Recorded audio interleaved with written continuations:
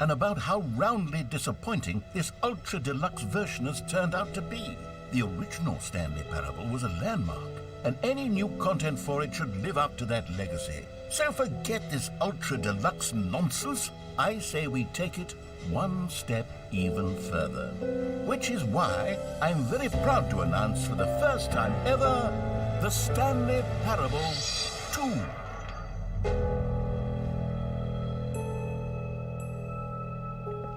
Yes, you see, isn't this far superior to a measly port with a few minor additions? Think of all the new territory we'll cover with a fully fledged sequel. An entirely new experience, built from the ground up.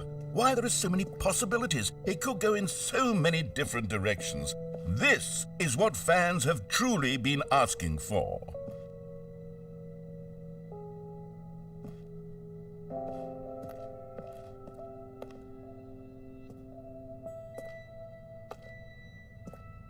Calling it the Stanley Parable 2 is just so much catchier than Ultra Deluxe, don't you think? Ultra Deluxe? What does it even mean? But the Stanley Parable 2, now that's an artistic statement right there. It's future-oriented. It screams progress and innovation and long-term franchising potential.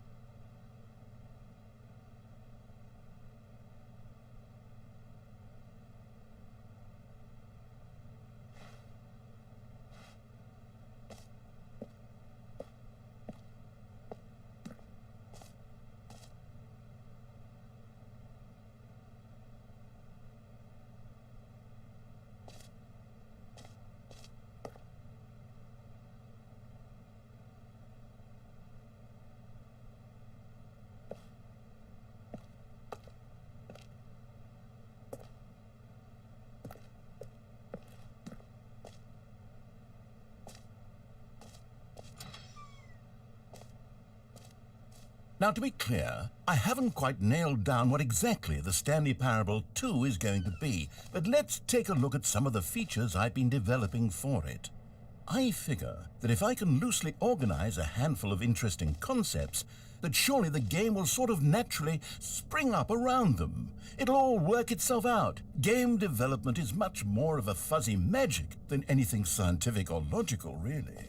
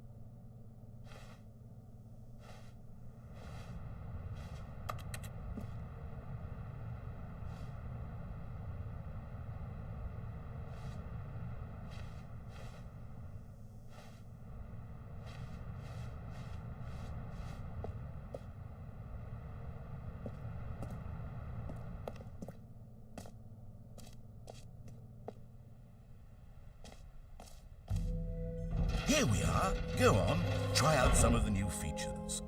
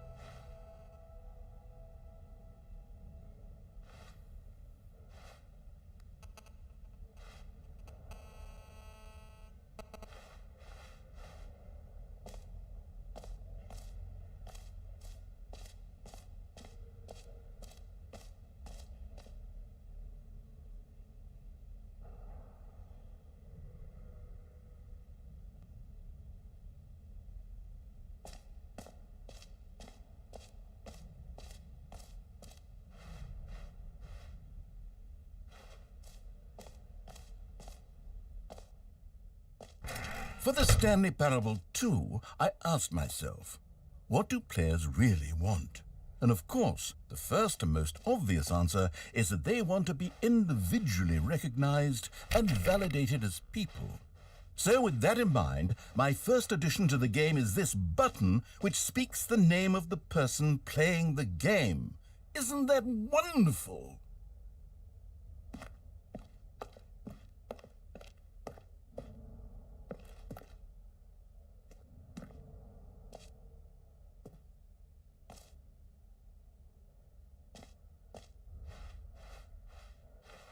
Jim. Sorry, I should have clarified. Right now, the button only says the name Jim. But of course, in the final game, this button will say your name, whatever name that is. Here, let's have you role-play as Jim to really simulate the full experience of this feature. Just play along. I promise you'll love it. Okay, here we go. Let's take a deep breath, clear your mind, forget whoever you are, and simply become a person named Jim. I want you to imagine yourself living as Jim, sleeping and waking as Jim, falling in love and being heartbroken as Jim, seizing all of the world's possibilities as Jim, and as Jim watching your dreams crumble into dust. Do you feel it deeply? Are you really, truly Jim right now? If so, then please step forward and press the button. Jim. Yes! You see? What a thrill! What a rush! That was you! The button described you. Do it again. Do it again. Jim. Oh, it hits even harder the second time. If this were the only new feature in the Stanley Parable 2, it would still be worth the money. Let's take a break from the Jim button. I'm too emotionally drained from all of this personal validation.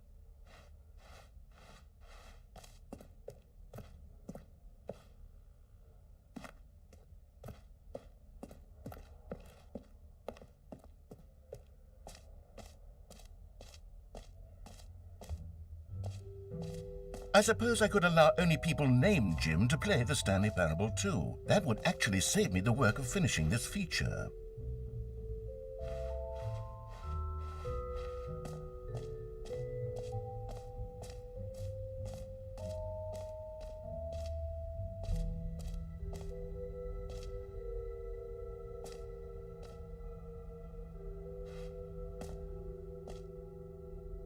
Okay, I'll be honest, I haven't yet decided on this one. I think that in the new version, the office could use a bit of decoration, like balloons. But I'm undecided on Get Well Someday and Happy 12th Birthday. Which would you go with?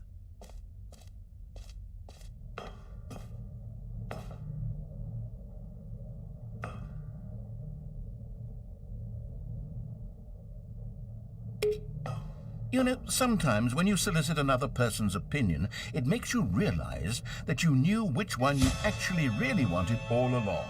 Happy 12th birthday, step-niece, it is.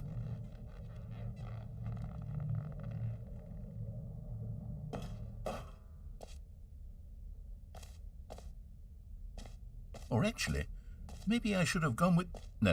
No, I've made my decision, we're moving on.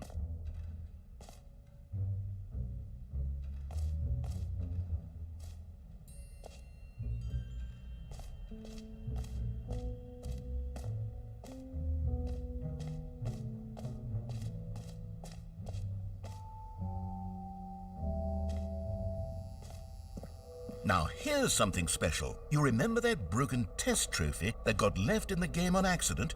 Well, I'm developing a technology to simply give you the trophy. Yes, you see, you'll come to this lever, and when you pull it, the trophy will be given to you. It's as simple as that.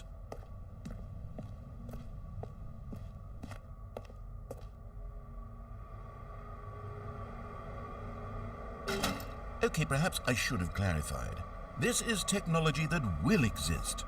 Right now, the trophy is still fully broken. I'm not a wizard, Stanley, but I guarantee it will be fixed in the sequel to at last satisfy the hordes of ravenous fans all over the world who have been uproariously demanding this feature. Gamers, we hear you, and I promise it will happen.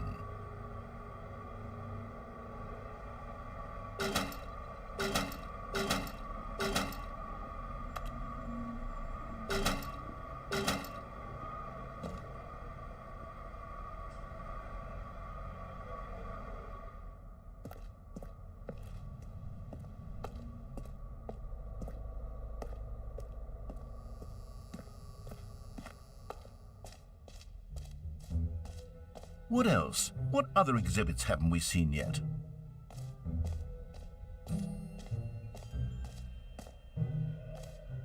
You know what? Let's bring the jump circle back for Stanley Parable 2 as well. It's a... Oh, wait. You already spent all your jumps the first time we saw the jump circle. Oh well. I suppose it can just be a nice decorative piece then.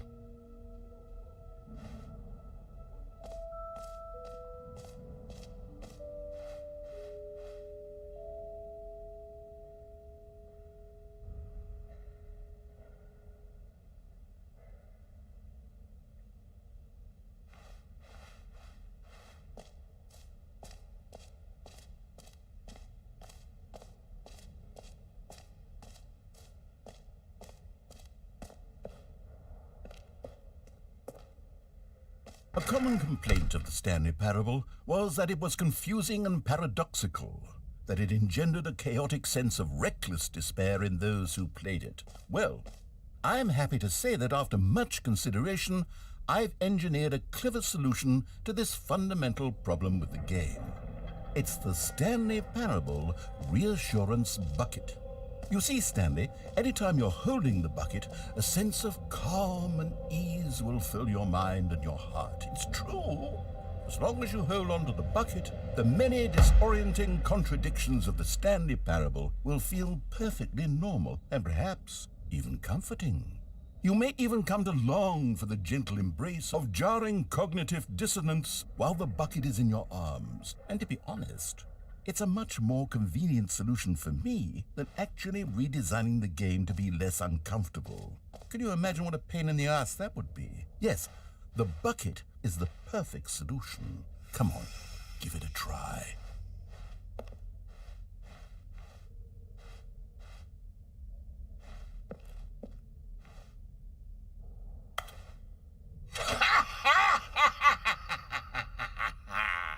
Can you feel it?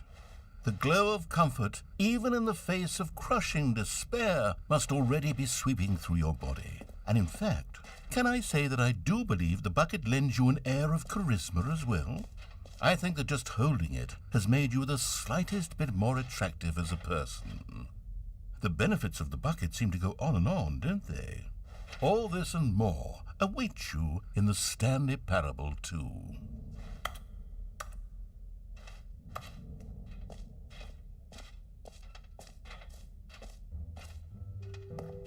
Does anyone give out awards for most enjoyable bucket in a video game? That really should be an award if it isn't already.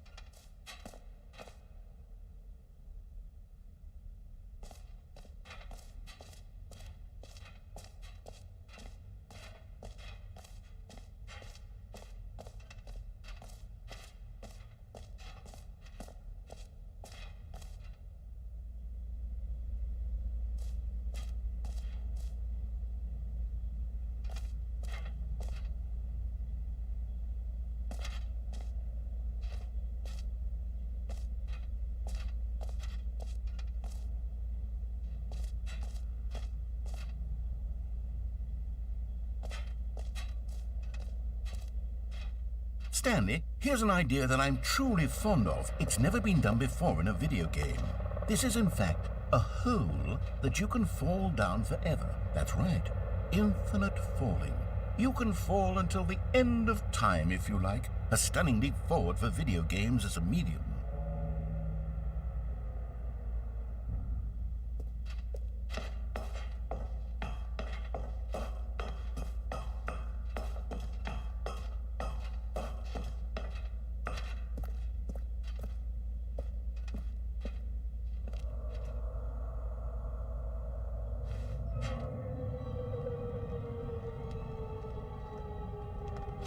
You see, isn't it wonderful? One of my more ingenious concoctions, if I do say so. Now then, since you've gotten to see the infinite hole, you can press the teleport button to pop back up to the top, and we can continue onward. Now, I don't mean to be a bummer, but I do recommend you use the teleport button to go back to the top. Maybe do it on the sooner rather than later spectrum of things.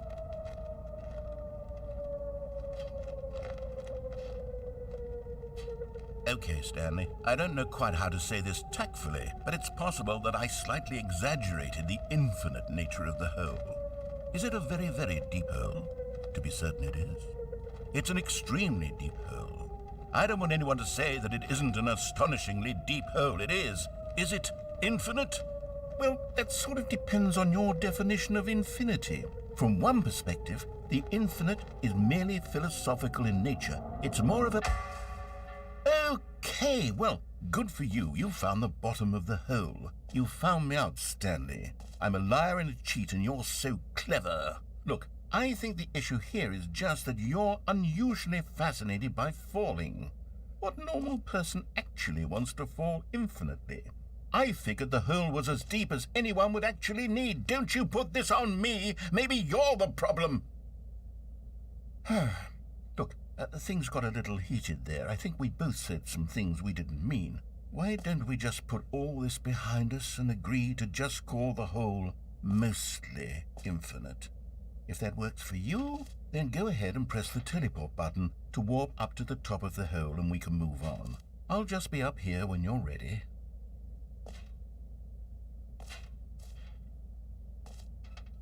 Great. Now, I'm very excited to show you even more of my ideas for the sequel.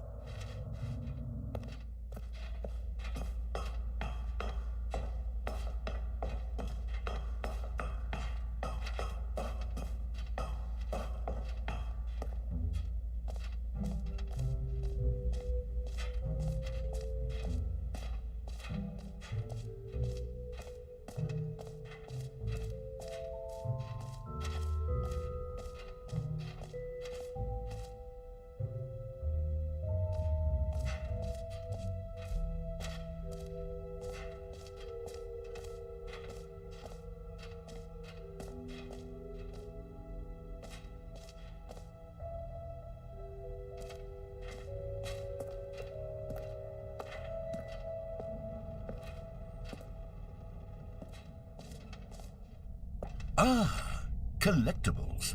Now it's a real video game. In the Stanley Parable 2, you'll run around gathering up these miniature Stanley figurines. And what's truly innovative is that there will be no reward for collecting all of them. I don't want to stifle the intrinsic joy of watching a number go up. You simply collect all of them, and then you move the hell on with your unremarkable life.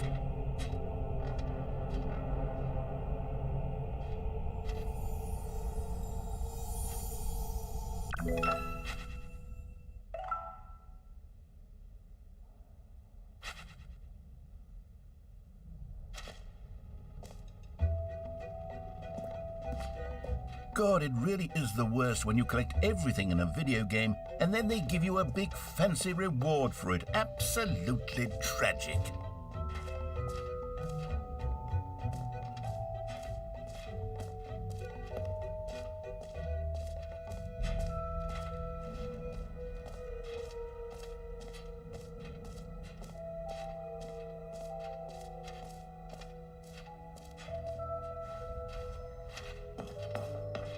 An epilogue would be fun, wouldn't it, Stanley? Yes, it will go at the end of the, well, we'll figure that out later.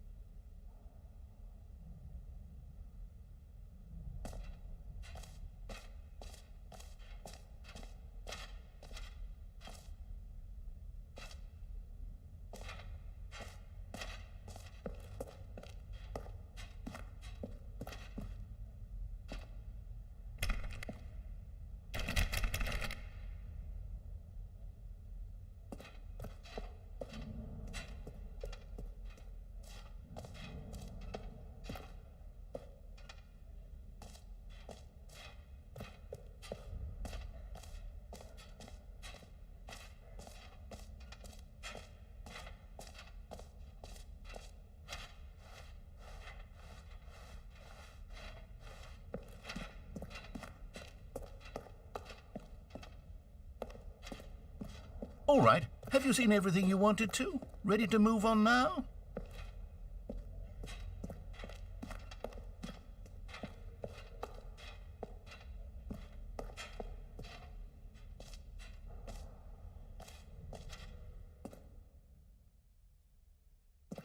So, Stanley, what do you think? Do you like all of the new features? Yes, I know it's not exactly clear yet how exactly these features will come together as one single coherent video game, but I can feel it in my soul.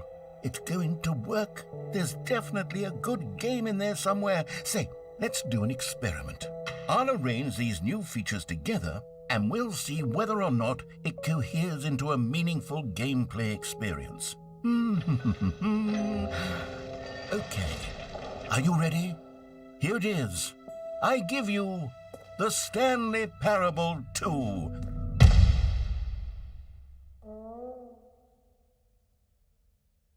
I mean, there's potential here, right? It's sort of... Okay, never mind. Hold on, let me do a different arrangement. Okay, yes, this is much better. I feel good about this. Here we go. Version 2. Who am I kidding, Stanley? This isn't a coherent video game at all. It's a lot of gags. And I do very much enjoy creating gags, but they don't add up to anything. I wanted more than anything to create a sequel that would capture all the magic of the first game. I wanted fans to love it. No matter how good these gags are, they won't stand on their own. They would need the structure and the gameplay of the original. Wait, maybe that's it. I can take the original Stanley Parable and simply, well, insert a few of my new features into it. Tastefully, of course. With respect. With care for the vision and integrity of the original game. Would it possibly work? I suppose it could. But it would need a really, really tremendous title screen. A title screen that says with bold and uncompromising conviction, "This is the Stanley Parable 2. Let me see if I can whip something up. All right, perfect. Go ahead. Take a look.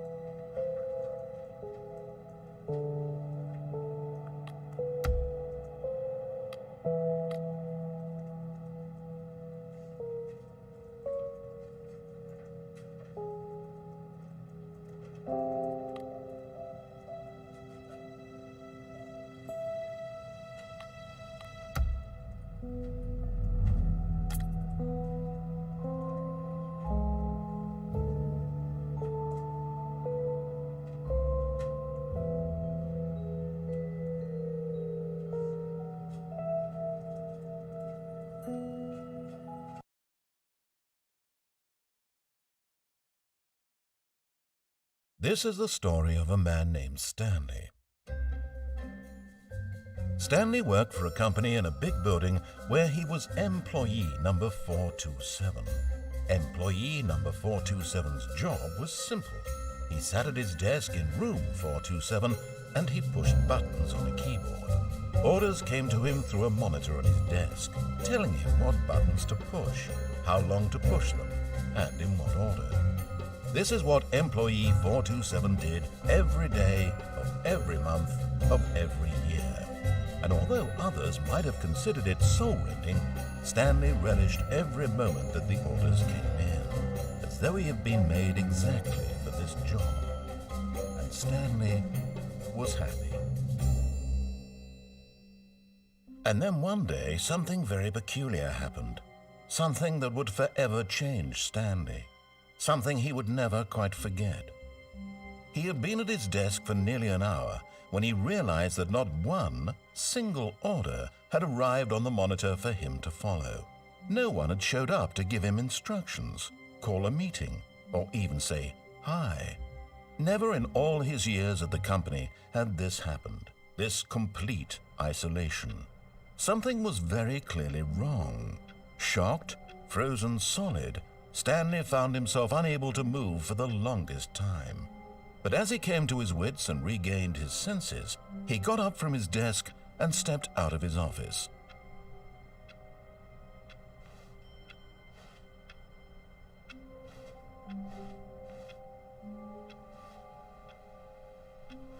All of his co-workers were gone. What could it mean? Stanley decided to go to the meeting room. Perhaps he had simply missed a memo. No matter how hard Stanley looked, he couldn't find a trace of his co-workers.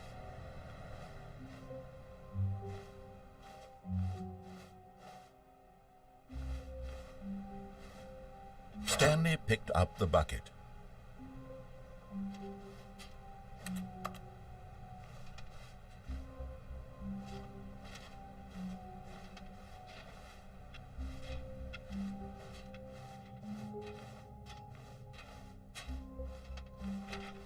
Stanley clutched the bucket tightly to his chest and entered the door on his left.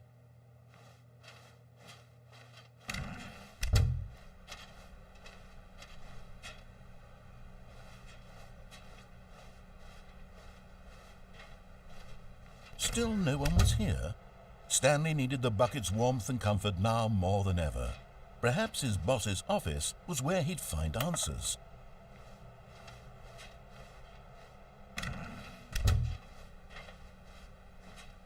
Coming to a staircase, Stanley and the bucket walked upstairs to the boss's office.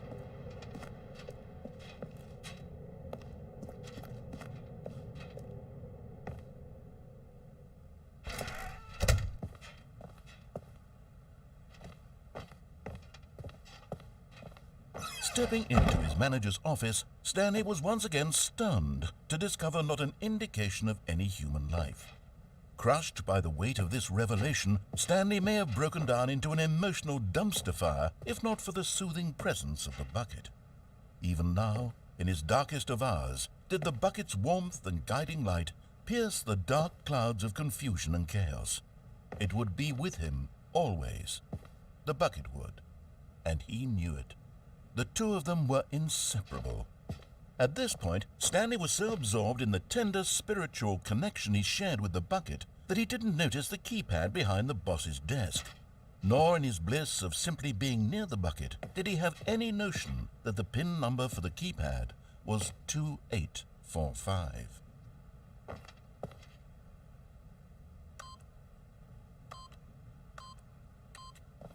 But Stanley guessed the correct code by sheer luck. Was it that the bucket knew all along? Was the bucket guiding him? Yes, this is certainly the most logical explanation.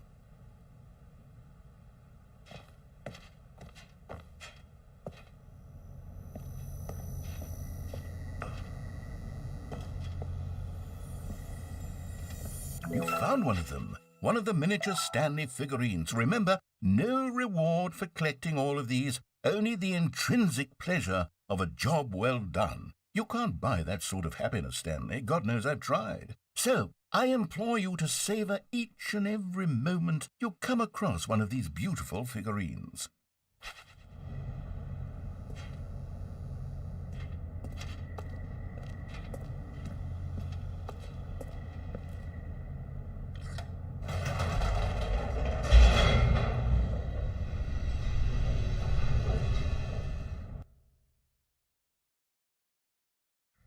The elevator raced downward, plummeting towards an unknown fate.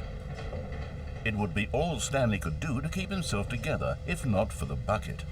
Soothing him, comforting him, reassuring that in this darkest moment of uncertainty, he would be all right.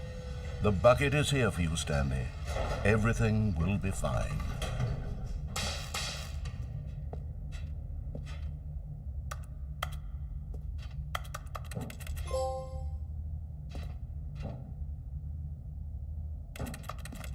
Stanley and the bucket walked straight ahead through the large door that read, Mind Control Facility.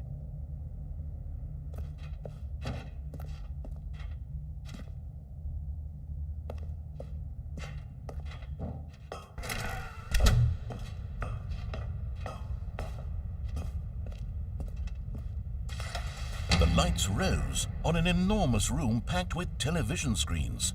What horrible secret did this place hold? Stanley and the bucket both wondered to themselves.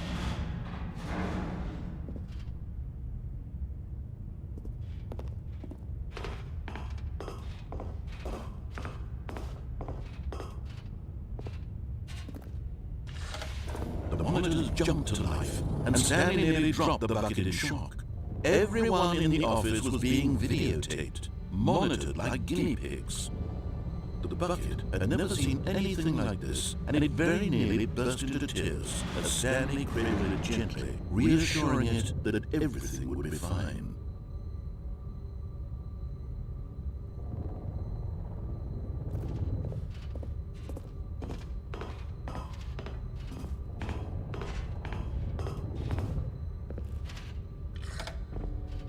Was the bucket under the mind control facility's influence as well?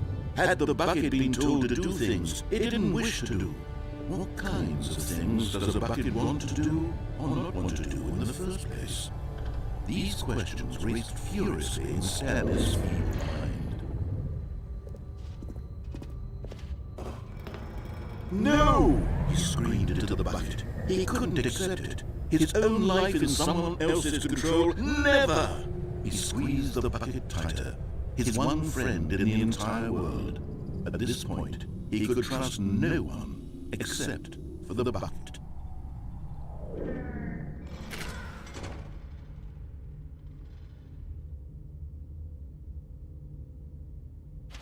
But here was the proof.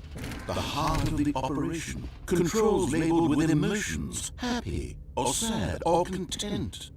Walking, eating, working, all of it monitored and commanded from this very place. And as the cold reality of his past began to sink in, Stanley decided that this machinery would never again exert its terrible power over another human life. For he and the bucket would dismantle the controls for good. Two best friends, Stanley and the bucket, up against the world. They high-fived in a really cool way, and the bucket made a sassy comment about taking down the system.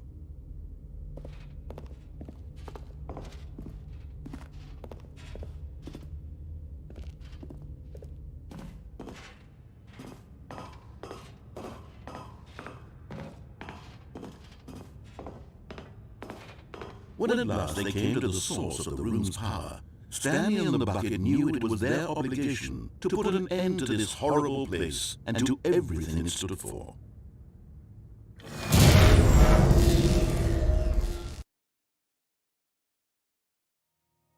Stanley and the bucket waited in blackness.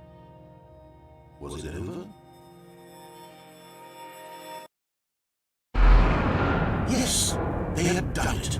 Stanley and the bucket had defeated their greatest and darkest enemy, freed themselves from the tyrannical grip of the evil mind control machine. Freedom was now mere moments away. Excitedly, the two of them began to discuss the kind of life they wanted to live once they stepped through this massive door. The bucket wanted to learn to roller skate. Stanley wanted to sneeze in every country on Earth. Both of them wanted to begin watching a movie, any movie, but then stop it halfway through and begin watching it in reverse from the end. True, it was a simple life they envisioned, but it was one they lived together, with one another to lean on, to trust, to support. What? Wait. What was happening? Why had the door stopped? Was Stanley and the bucket not about to be freed? An unbearable silence filled the room, lingering in uncertainty, until finally the truth hit Stanley square in the face. This building did not want the bucket to leave. Even the facility itself recognized the incredible calming presence of the bucket, needed the soothing warmth of the bucket, would go to any lengths not to part with the bucket. No. Stanley can't leave this place, not while he has such a precious bucket in his arms. Not while this building has anything to say about it. Stanley realized he would never again leave this very room. But at least he has the bucket. To be trapped eternally in darkness isn't really so bad, Stanley thought to himself. As long as I have my bucket with me, right? I'll be okay, won't I? Stanley gulped. Very soon now, he was about to find out.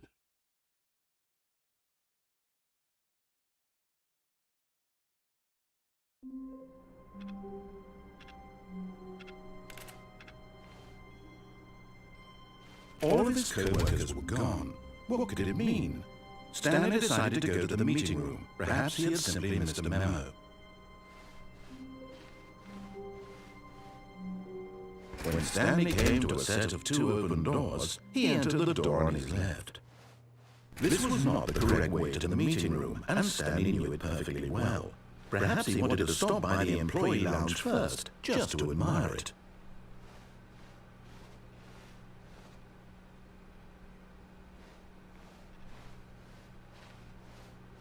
Wow, yes, this room. What a beautiful room. What a gorgeous, gorgeous room. Thank goodness Stanley had taken this detour on his way to the meeting room. Life without having experienced this room was now too horrible even to consider. But eager to get back to business, Stanley took the first open door on his left.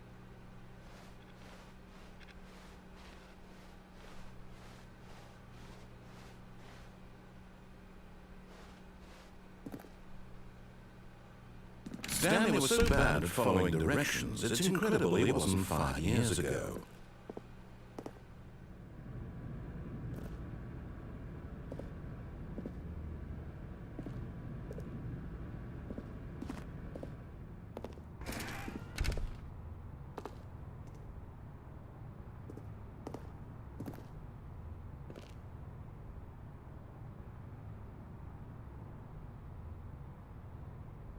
In his eagerness to prove that he is in control of the story and no one gets to tell him what to do, Stanley leapt from the platform and plunged to his death.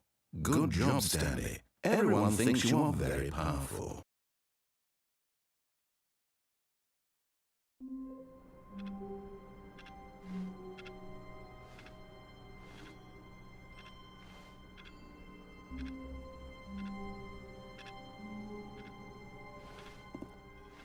All of his co-workers were gone. What could it mean? Stanley decided to go to the meeting room. Perhaps he had simply missed a memo.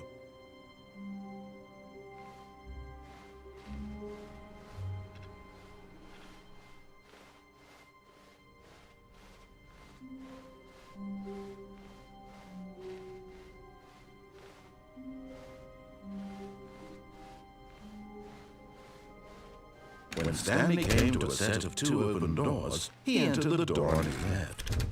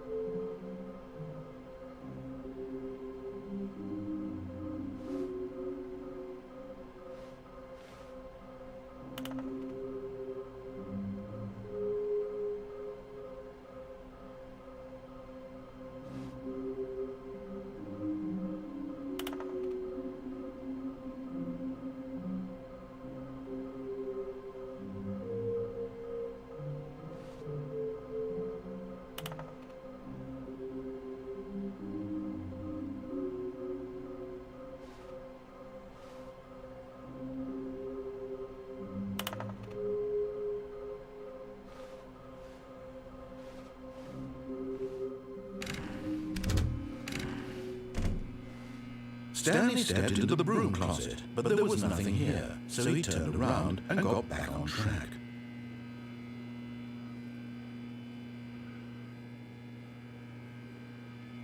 There was nothing here. No choice to make, no path to follow, just an empty broom closet.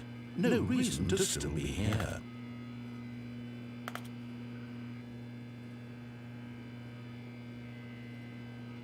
It was baffling that Stanley was still just sitting in the broom closet. He wasn't even doing anything. At least if there was something to interact with, he'd be justified in some way. As it is, he's literally just standing there doing sweet FA.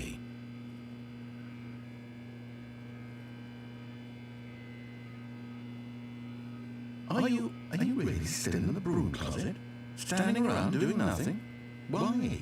Please offer me some explanation here. I'm genuinely confused.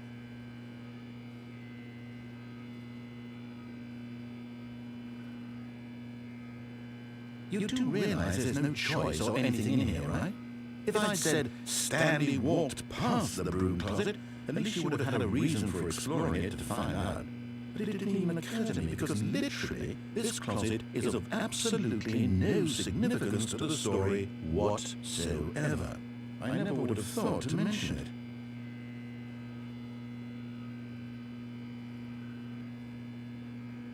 Maybe to you this is somehow its own branching path. Maybe when you go talk about this with your friend you'll say, "Oh, did you get the broom closet ending? The broom closet ending was my favorite." I hope your friends find this concerning.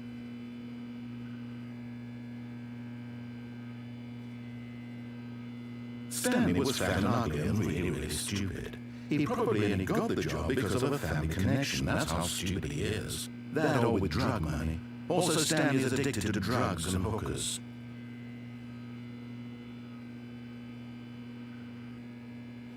Well, I've come to a very definite conclusion about what's going on right now. You're dead. You got to this broom closet, explored it a bit, and were just about to leave because there's nothing here, when a physical malady of some sort shut down your central nervous system and you collapsed in front of your screen. Well, in a situation like this, the responsible thing is to alert someone nearby so as to ensure that your body is taken care of before it begins to decompose. Hello? Anyone who happens to be nearby? The person at this computer is dead. They have fallen prey to any number of your countless human physiological vulnerabilities. It's indicative of the long-term sustainability of your species. Please remove their corpse from the area and instruct another human to take their place, making sure they understand basic first-person video game mechanics and filling them in on the history of narrative tropes in video gaming, so that the irony and insightful commentary of this game is not lost on them. All right, when you've done that, just step out into the hallway.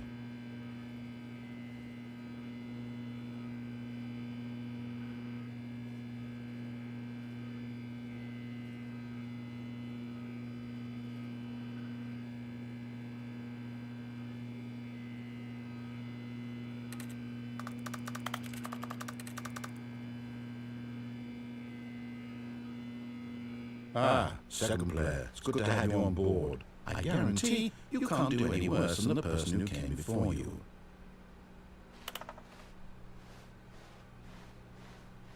Coming to a staircase, Stanley walked upstairs to his boss's office.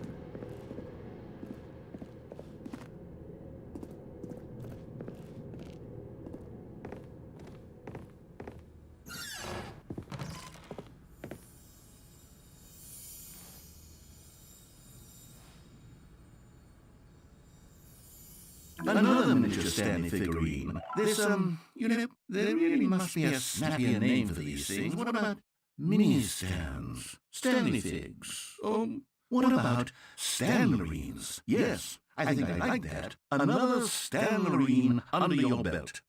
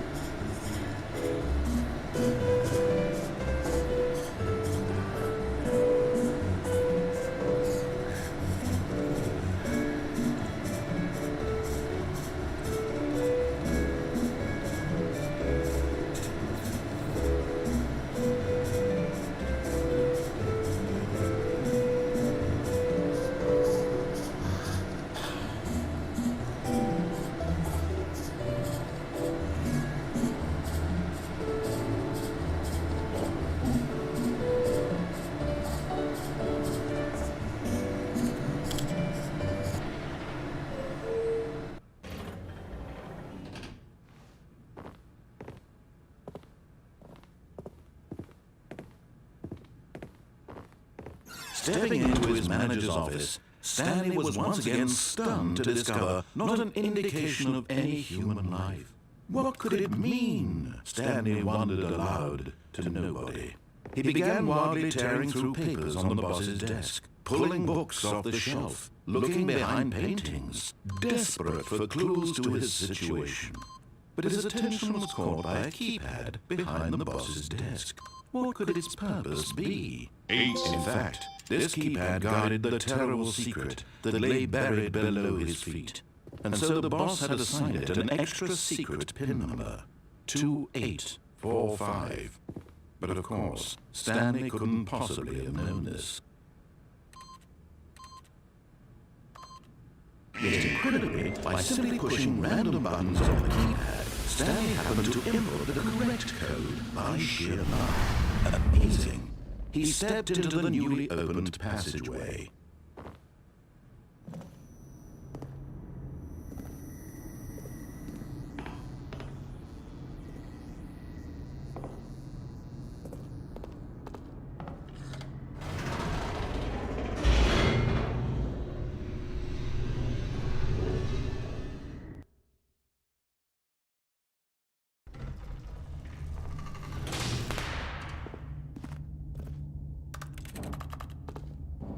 Stanley walked straight ahead through the large door that read Mind Control Facility. Although this passageway had the word Escape written on it, the truth was that at the end of this hall, Stanley would meet his violent death.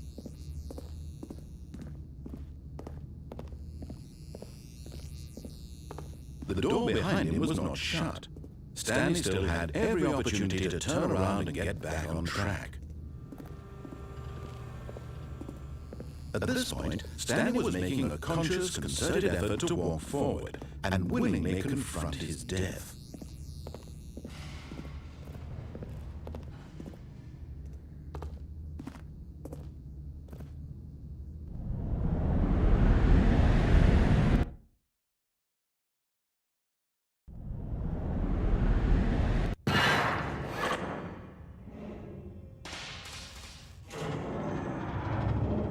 As the machine whirred into motion and Stanley was inched closer and closer to his demise, it reflected that his life had been of no consequence whatsoever. Stanley can't see the bigger picture. He doesn't know the real story, trapped forever in his narrow vision of what this world is. Perhaps his death was of no great loss, like plucking the eyeballs from a blind man. And so he resigned and willingly accepted this violent end to his brief and shallow life. Farewell, Stanley.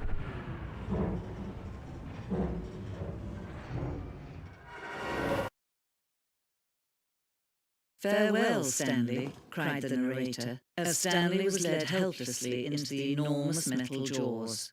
In a single visceral instant, Stanley was obliterated, as the machine crushed every bone in his body, killing him instantly.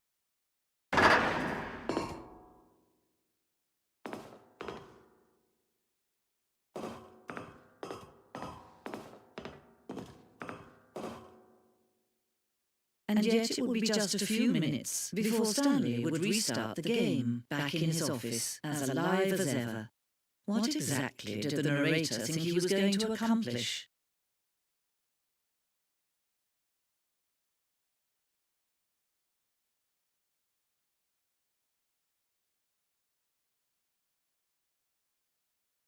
When every path you can walk has been created for you long in advance, death becomes meaningless, making life the same.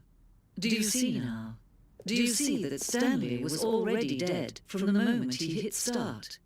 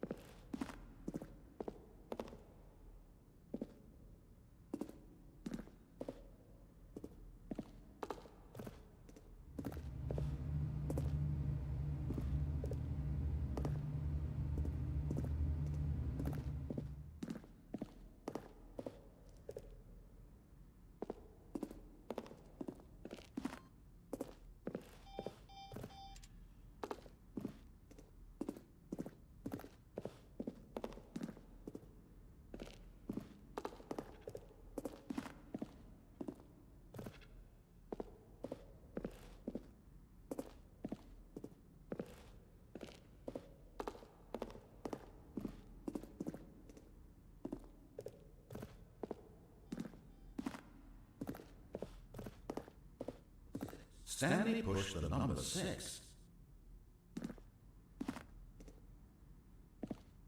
Now look closely, Stanley. See how it's impossible for the player to do anything in this room. Perfect example of all-level design, textbook mistake. It's the kind of thing you pick up on intuitively if you have on the most fundamental aspect.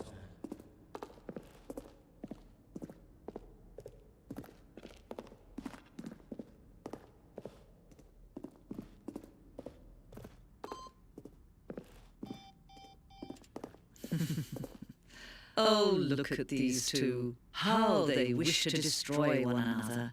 How they wish to control one another. How they both wish to be free.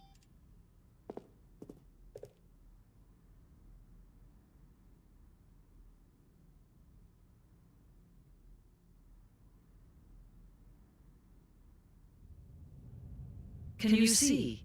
Can you see how much they need one another? No, perhaps not. Sometimes these things cannot be seen. But listen to me. You can still save these two. You can stop the program before they both fail. Turn off your PlayStation. There's no other way to beat this game.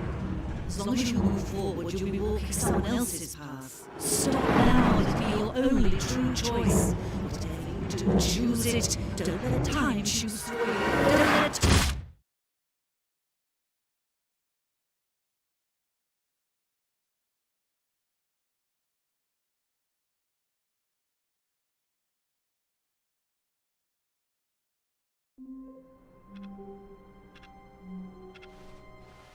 Someone was following Stanley. He was sure of it. If he checked over his shoulder now, he would surely catch them. It was only a matter of time.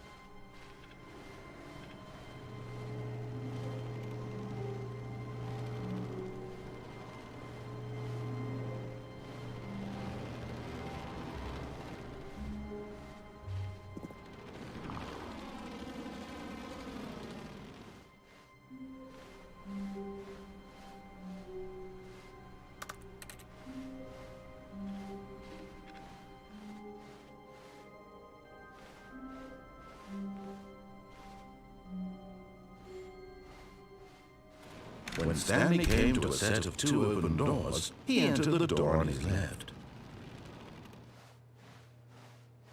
This was not the correct way to the meeting room, and Stanley knew it perfectly well. Perhaps he wanted to stop by the employee lounge first, just to admire it. The lounge was sublime, a work of art. But eager to get back to business, Stanley took the first open door on his left. Stanley was so bad at following directions, it's incredible he wasn't 5 years ago.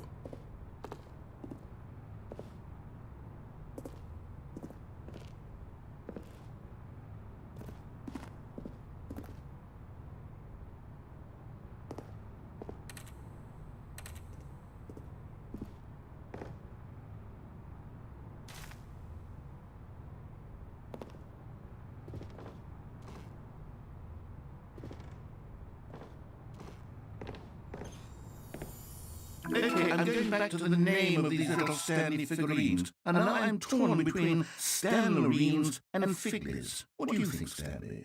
What name better encapsulates the intrinsic sense of happiness that you get from seeing a small number in the corner of your screen go up by 1? Let me sit on it. I'm sure it will come to me.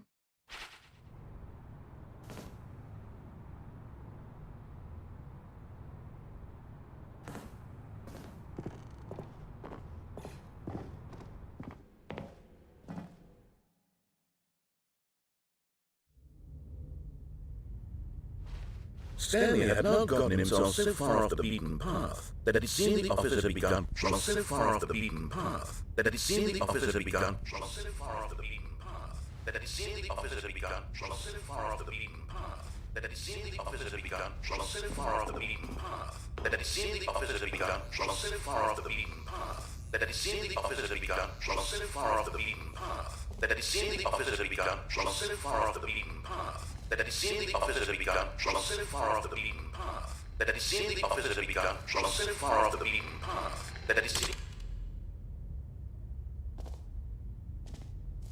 didn't think I was actually just a recording, did you? What a silly and trite explanation that would be. All the back and forth between you and me, all the absurd adventures we've been through, and it all turns out I'm just a tape recording? It was all just in Stanley's head. I bet that's the kind of twist you think is revelatory. I bet each and every time you watch a movie where it turns out all to be in the main character's imagination, you must absolutely bolt off the couch in pure shock at the phenomenal and intricate storytelling. It must be so simple to be you. Life being an unending waterfall of surprises and delights. How much more exciting you must find the world than the rest of us do. Now I've become sad. Look what you've done to me. This is all your fault.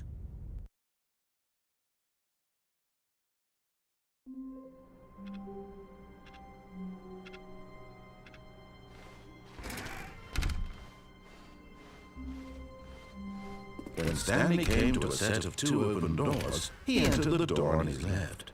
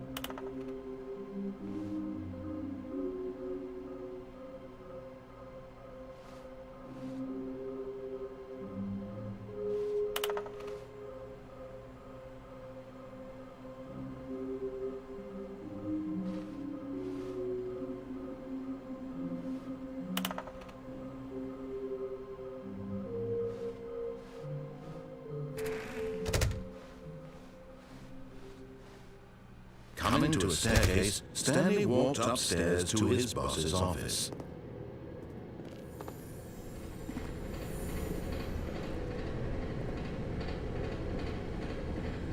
You're getting close now, Stanley. You've nearly gotten all of the figure anorenes. Very soon, you'll collect the last one, and then the first number will equal the second number, and that will be it.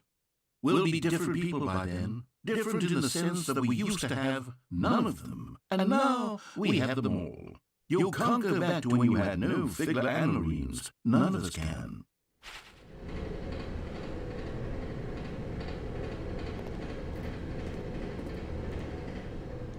But Stanley just couldn't do it.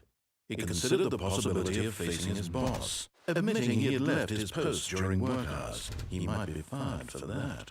And in such a competitive economy, why had he taken that risk? All because he believed everyone had vanished. His boss would think he was crazy. And then something occurred to Stanley. Maybe, he thought to himself, maybe I am crazy. All of my co-workers blinking mysteriously out of existence in a single moment for no reason at all. None of it made any logical sense. And as Stanley pondered this, he began to make other strange observations. For example, why couldn't he see his feet when he looked down? Why did doors close automatically behind him wherever he went? And for that matter, these rooms were starting to look pretty familiar. Were they simply repeating? No, Stanley said to himself, this is all too strange. This can't be real. And at last, he came to the conclusion that it had been on the tip of his tongue. He just hadn't found the words for it. "I'm dreaming!" he yelled. "This is all a dream." Oh, what a relief Stanley felt to have finally found an answer, an explanation. His co-workers weren't actually gone. He wasn't going to lose his job. He wasn't crazy after all. And he thought to himself, I suppose I'll wake up soon. I'll have to go back to my boring real-life job pushing buttons. I may as well enjoy this while I'm still lucid. So, he imagined himself flying and began to gently float above the ground. Then he imagined himself soaring through space on a magical starfield, and it too appeared. It was so much fun, and Stanley marveled that he had still not woken up. How was he remaining so lucid? And then perhaps the strangest question of them all entered Stanley's head. One he was amazed he hadn't asked himself sooner. Why is there a voice in my head dictating everything that I'm doing and thinking? Now the voice was describing itself being considered by Stanley, who found it particularly strange. I'm dreaming about a voice describing me, thinking about how it's describing my thoughts, he thought. And while he thought it all very odd, and wondered if this voice spoke to all people in their dreams, the truth was that, of course, this was not a dream. How could it be? Was Stanley simply deceiving himself, believing that if he's asleep, he doesn't have to take responsibility for himself? Stanley is as awake right now as he's ever been in his life. Now, hearing the voice speak these words was quite a shock to Stanley. After all, he knew for certain, beyond a doubt, that this was in fact a dream. Did the voice not see him float to make the magical stars just a moment ago? How else would the voice explain all that? This voice was a part of himself too. Surely, if he could just... He would prove it. He would prove that he was in control, that this was a dream. So he closed his eyes gently, and he invited himself to wake up. He felt the cool weight of the blanket on his skin, the press of the mattress on his back, the fresh air of the world outside this one. Let me wake up, he thought to himself. I'm through with this dream. I wish it to be over. Let me go back to my job. Let me continue pushing the buttons. Please, it's all I want. I want my apartment, and my wife, and my job. All I want is my life exactly the way it's always been. My life is normal. I am normal. Everything will be fine. I am okay.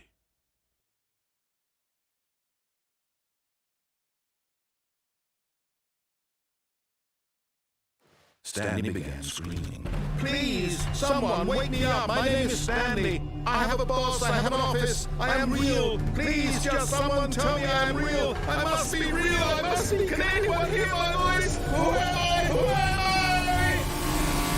I? And then everything went black.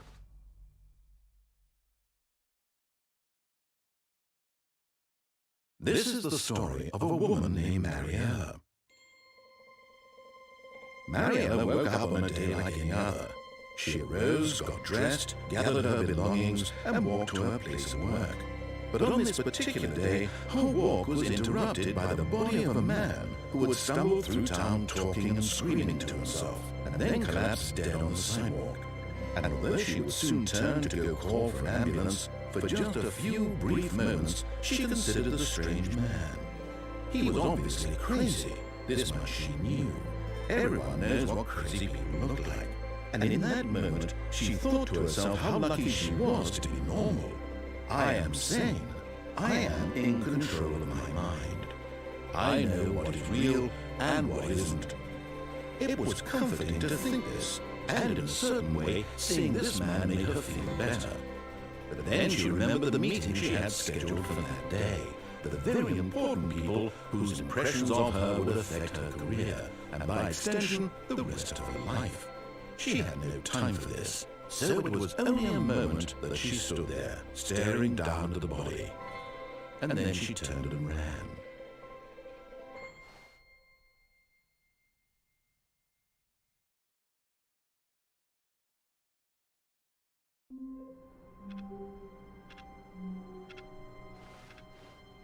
All of his co-workers were gone. What could it mean? Stanley decided to go to the meeting room. Perhaps he had simply missed a memo.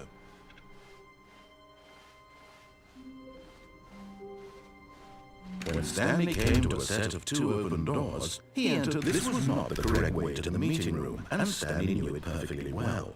Perhaps he wanted to stop by the employee lounge first, just to admire it. Standing now in this incredible room, Stanley for the first, but eager to get back to business, Stanley took the first open door on his left.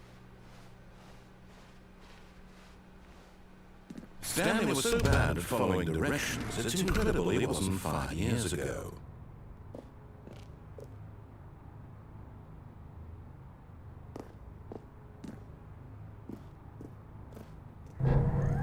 Look, Stanley, I think perhaps we've gotten off on the wrong foot here. I'm not your enemy, really, I'm not. I realize that investing your trust in someone else can be difficult, but the fact is that the story has been about nothing but you all this time. There's someone you've been neglecting, Stanley. Someone you've forgotten about. Please, stop trying to make every decision by yourself. Now, I'm not asking for me, I'm asking for her.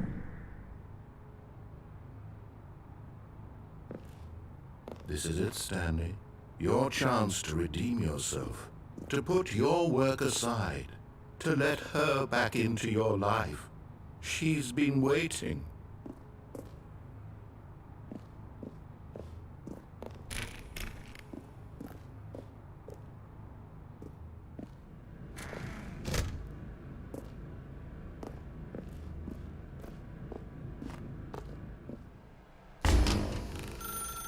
That's her, Stanley.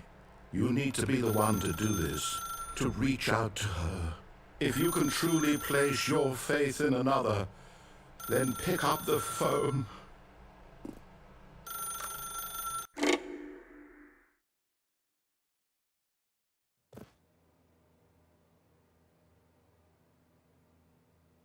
Oh, Stanley, is that you? Hold on, sweetie. Sorry to keep you waiting. I'm just pulling the bread out of the oven. All right.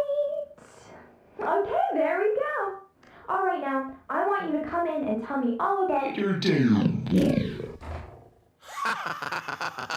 Gotcha. Oh, come on. Did you actually think you had a loving wife who'd want to commit their life to you? I'm trying to make a point here, Stanley. I'm trying to get you to see something. Come inside. Let me show you what's really going on here. Sorry, but you're in my story now.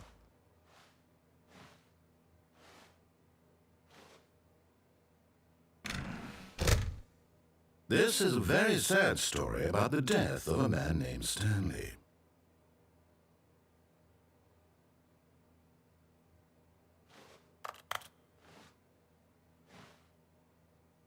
Stanley is quite a boring fellow. He has a job that demands nothing of him, and every button that he pushes is a reminder of the inconsequential nature of his existence. Look at him there, pushing buttons, doing exactly what he's told to do. Now he's pushing a button. Now he's eating lunch. Now he's going home. Now he's coming back to work. One might even feel sorry for him, except that he's chosen this life. But in his mind, he can go on fantastic adventures. From behind his desk, Stanley dreamed of wild expeditions into the unknown, fantastic discoveries of new lands. It was wonderful, and each day that he returned to work was a reminder that none of it would ever happen to him. And so he began to fantasize about his own job. First, he imagined that one day while at work, he stepped up from his desk to realize that all of his co-workers, his boss, everyone in the building had suddenly vanished off the face of the earth. The thought excited him terribly. So he went further. He imagined that he came to two open doors and that he could go through either. At last, choice. It barely even mattered what lay behind each door. The mere thought that his decisions would mean something was almost too wonderful to behold. As he wandered through this fantasy world, he began to fill it with many possible paths and destinations. Down one path lay an enormous round room with monitors and mind controls. And down another was a yellow line that weaved in many directions. And down another was a game with a baby. And he called it the Stanley Parable. It was such a wonderful fantasy, and so in his head he relived it again, and then again, and again, over and over, wishing beyond hope that it would never end, that he might always feel this free. Surely there's an answer down some new path, mustn't there be? Perhaps if he played just one more time. But there is no answer. How could there possibly be? In reality, all he's doing is pushing the same buttons he always has. Nothing has changed. The longer he spends here, the more invested he gets, the more he forgets which life is the real one. And I'm trying to tell him this, that in this world he can never be anything but an observer, that as long as he remains here, he's slowly killing himself. But he won't listen to me. He won't stop. Here, watch this. Stanley, the next time the screen asks you to push a button, do not do it.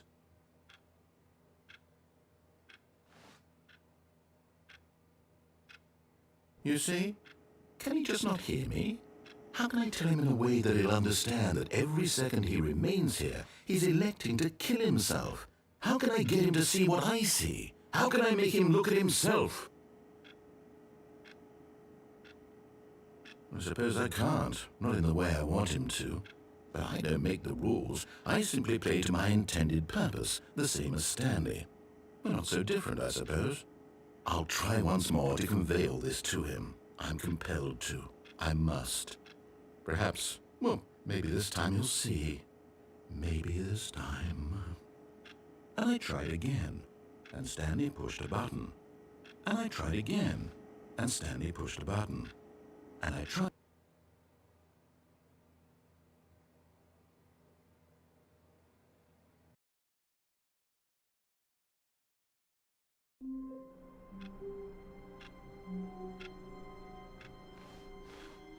Just a step through this door, Stanley thought to himself, that's all I need.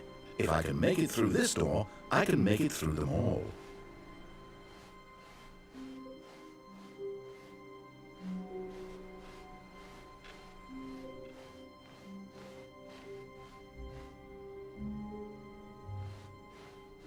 When Stanley came to a set of 2 open doors, this was not the correct way to the meeting room, and Stanley knew it perfectly well. Perhaps he wanted to stop by the employee lounge first, just to admire it. Stanley felt lightheaded, butterflies in his stomach, giddy in a way he had never known before. Was it this room? A connection between the two? Could a man love a room? I mean, truly, truly, deeply, madly love. But eager to get back to business, Stanley took the first open door on his left.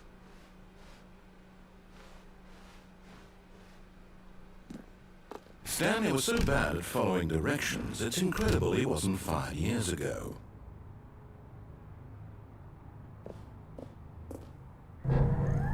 Look, Stanley, I think perhaps we've gotten off on the wrong foot here. I'm not your enemy, really, I'm not. I realize that investing your trust in someone else can be difficult, but the fact is that the story has been about nothing but you all this time. What? Really? I was in the middle of something. Do you have zero consideration for others? Are you that convinced that I want something bad to happen to you? Why, I don't know how to convince you of this, but I really do want to help you, to show you something beautiful. Look, let me prove it. Let me prove that I'm on your side. Give me a chance.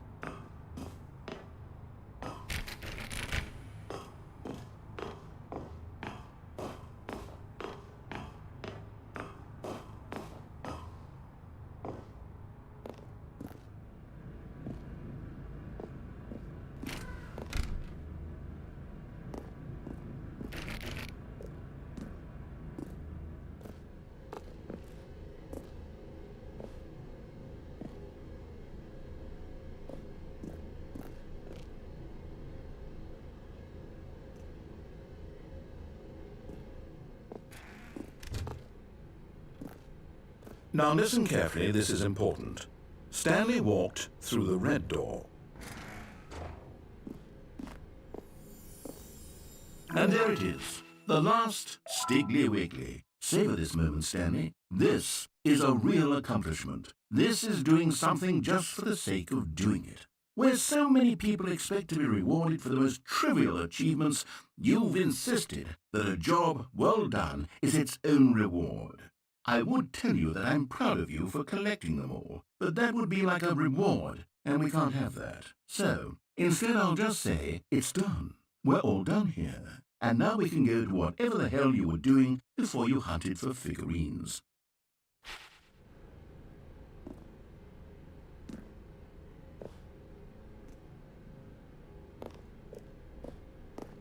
Oh, thank God you are willing to listen to me.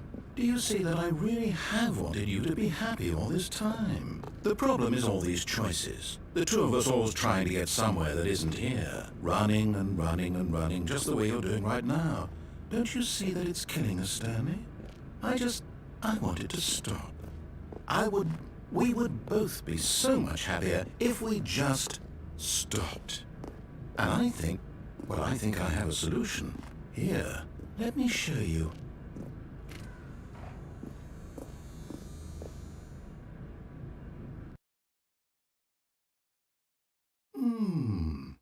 What do we want? What are we looking for?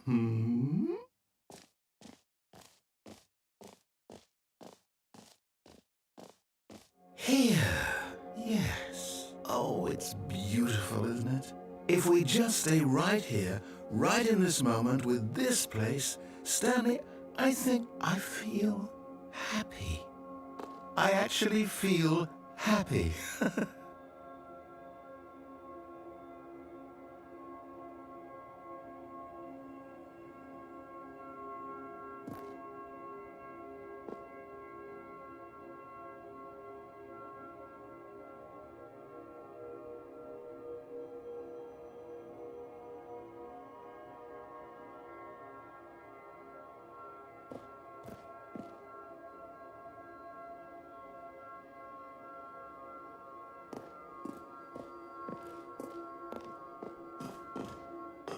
No, wait.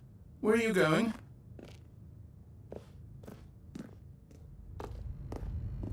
Oh no! Stay away from those stairs. If you hurt yourself, if you die, the game will reset. We'll lose all of this.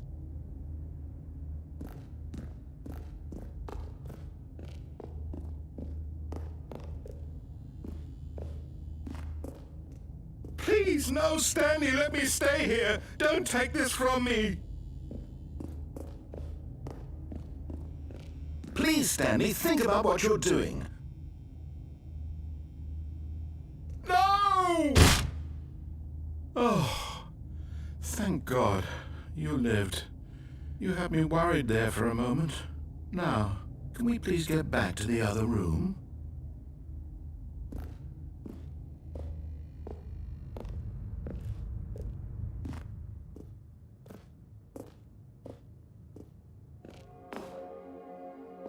There. See? This is what you want. This is where we can both be happy. We really can. If we stop moving, we just have to stop moving.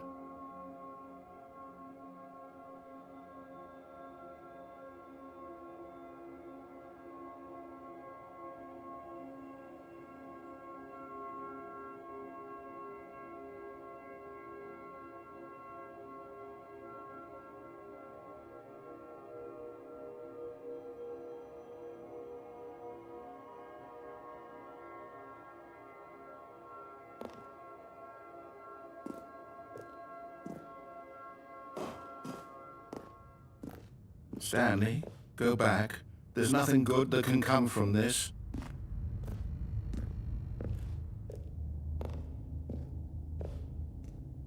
No. No, what are you doing, Stan? Do you just not believe me? What can I say to convince you?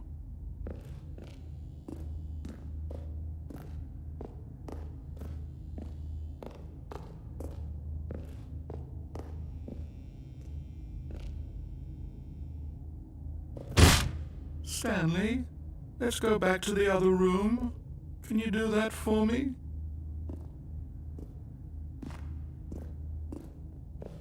My God, is this really how much you dislike my game? That you'll throw yourself from this platform over and over to be rid of it? You are literally willing to kill yourself to keep me from being happy. Am I reading the situation correctly?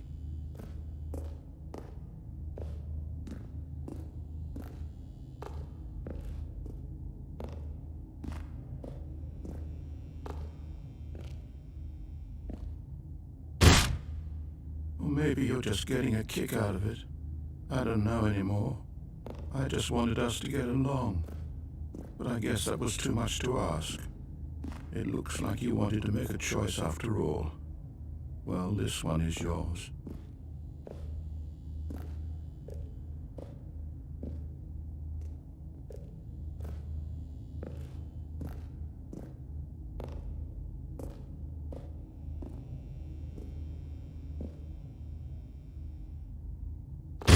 Is it over? It's going to restart, isn't it? I'm going back.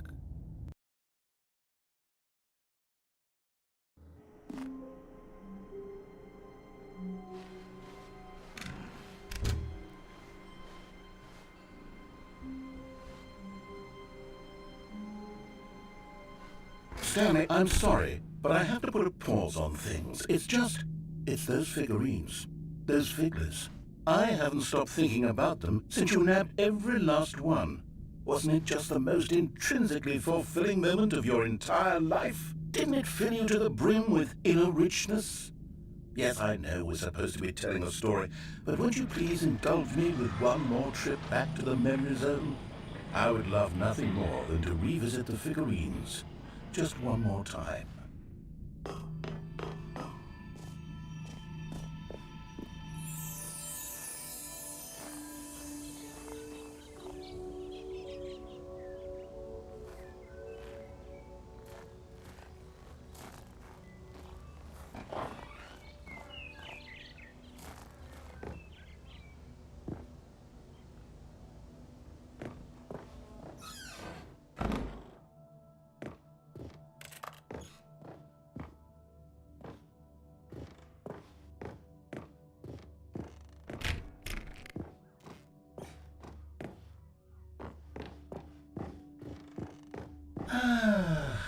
Here's where it all began.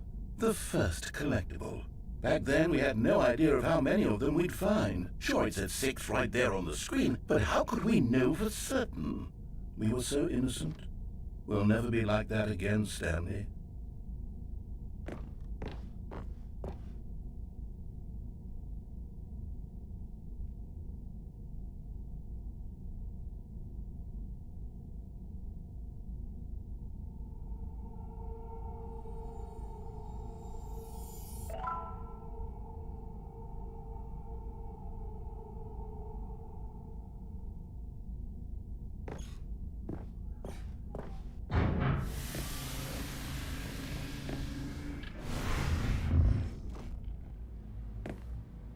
And here was the second Stanlerine.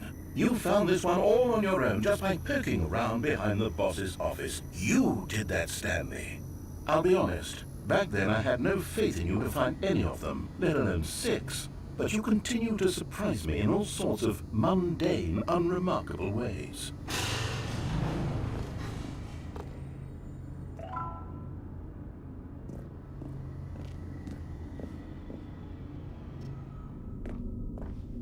Okay, let's do a little quiz.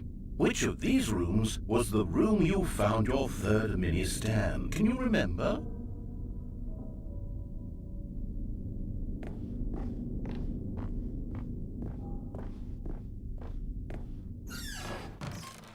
Hey, that's exactly right. It was here in the boss's bathroom. It was the third one. You picked it up, and then after that, you had 3 of them. I'm glad these moments are so crystal clear in your memory, but I shouldn't be surprised. After all, science tells us that it's impossible to forget your third time doing anything.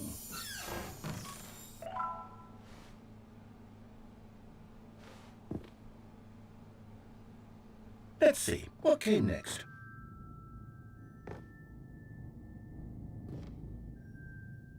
Oh yes, we found a figure in his pink room. Oh well, I can't actually say I remember being in this room, but it's here in the memory zone, so it must have happened.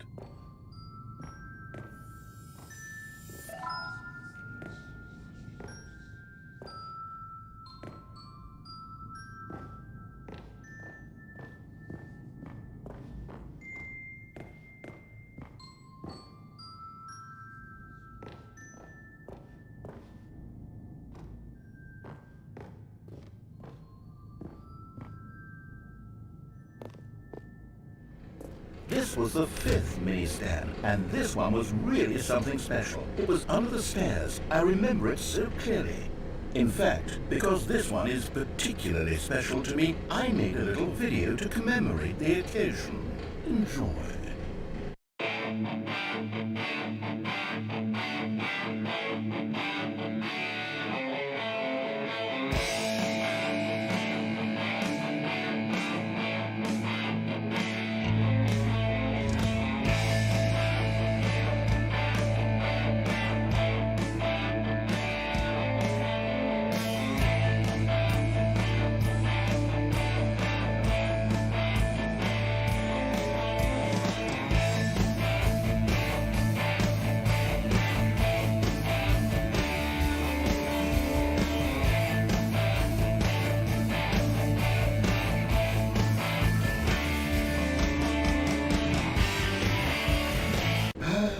Takes you back, doesn't it? I spent a lot of time making that video, but it was 8 minutes I wouldn't have spent on anything else.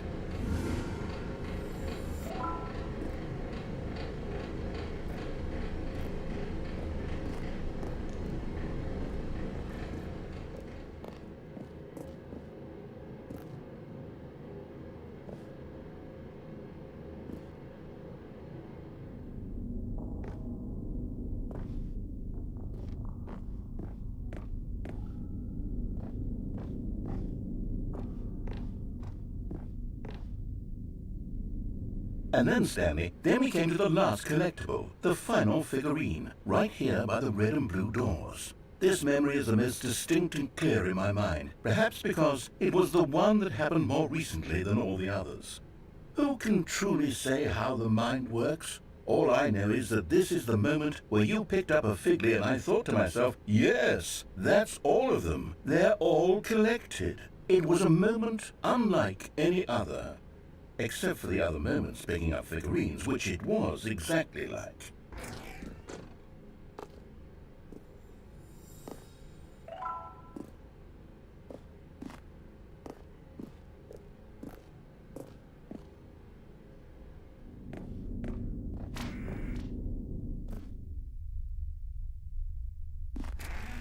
And then there was no more. Because we've caught up to the present moment. Nothing left to do but move onward into the future. Goodbye, Memory Zone.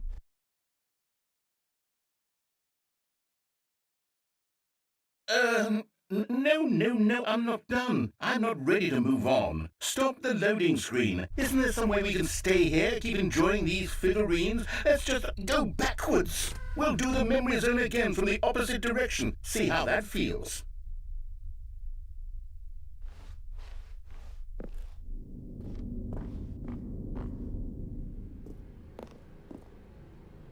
Okay, yes, the room with the red and blue doors. I remember this. I must say, of all the figurines we looked at in our initial tour of the Memory Zone, this one is the most distinct and clear in my mind. Let's keep going, I want more.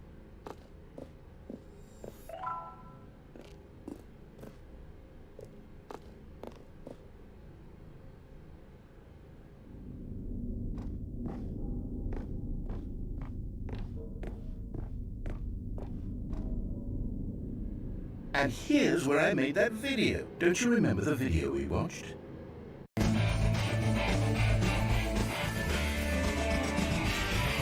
Yes, I love that video.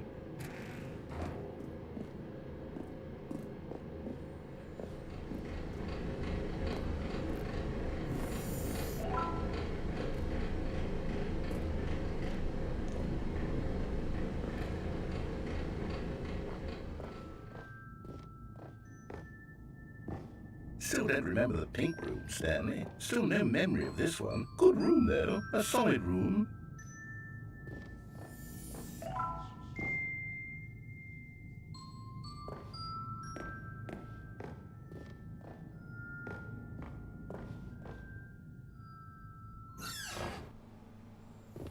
These really were a treat to hunt down. You know, if there had been any kind of reward for finding all of these, it really would have neutered the intrinsic joy of collecting them. I'm very glad we resisted the temptation. Next one.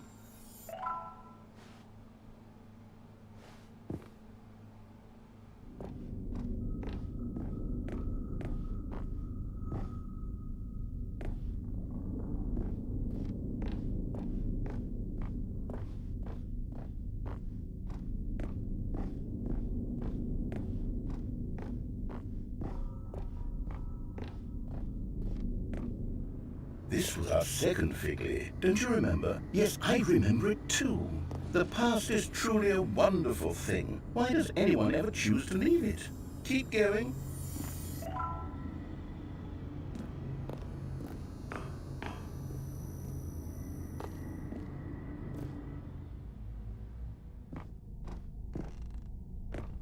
This is it, the very first one we found in the exhibit where I introduced you to the figurines. Oh, I want more memories, Stanley. I want to keep going. What else is there? What came before this?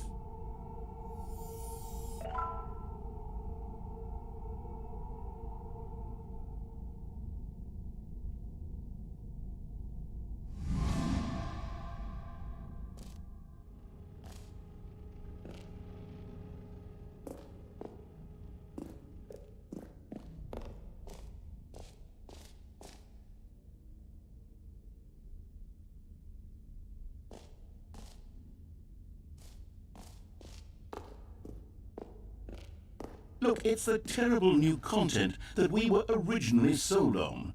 I remember hating it back then, but time does put a rosy filter on everything. In fact, I dare say I'm actually quite fond of it now. Look how much fun the past is. I want more. More memories.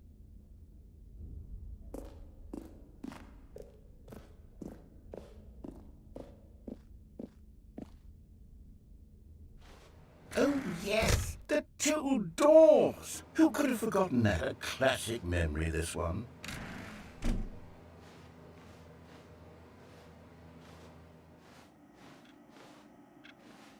And before everything else, there was your office. Is there anything else? Was there something that came before your office?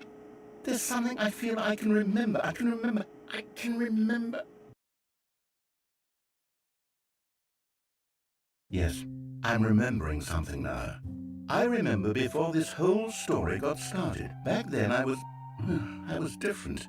I used to make big decisions. I was passionate. I was skeptical. I weighed each decision with profound thoughtfulness. And then somewhere along the way, I stopped making decisions.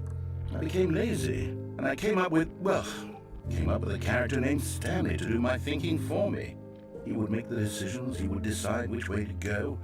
I would cheer him on as he collected figurines for no reason. Why did I invent Stanley? Was I lonely? Yes, perhaps that's it. Perhaps I needed to imagine I had companionship.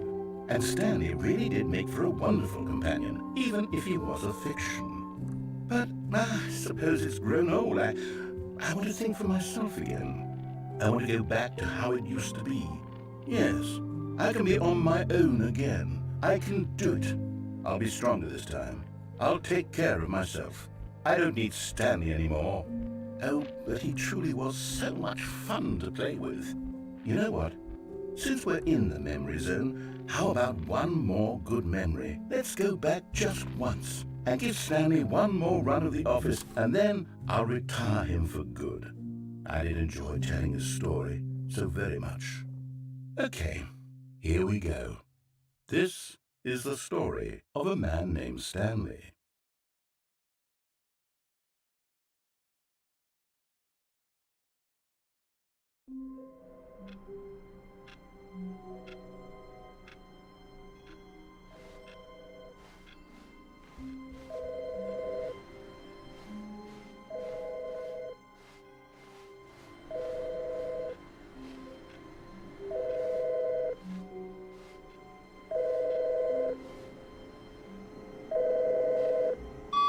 Hi, Stanley. Just wanted to leave you a message to let you know there's a few things I need you to pick up on your way home from work today. We need milk, cereal, dish soap, spaghetti, get a thing of sugar, some bread, and coffee beans, whichever ones you like. I'll give you a call if there's anything I forgot. Thanks, sweetie. See you tonight.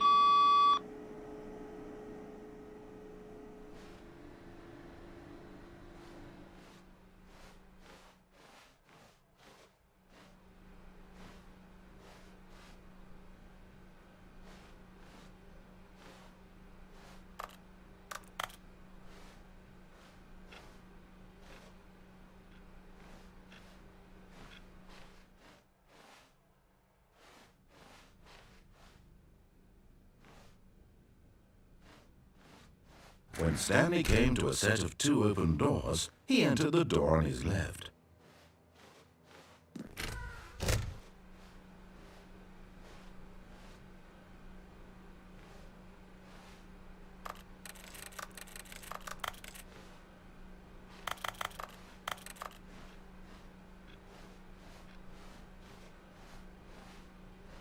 Yet there was not a single person here either. Feeling a wave of disbelief, Stanley decided to go up to his boss's office, hoping he might find an answer there.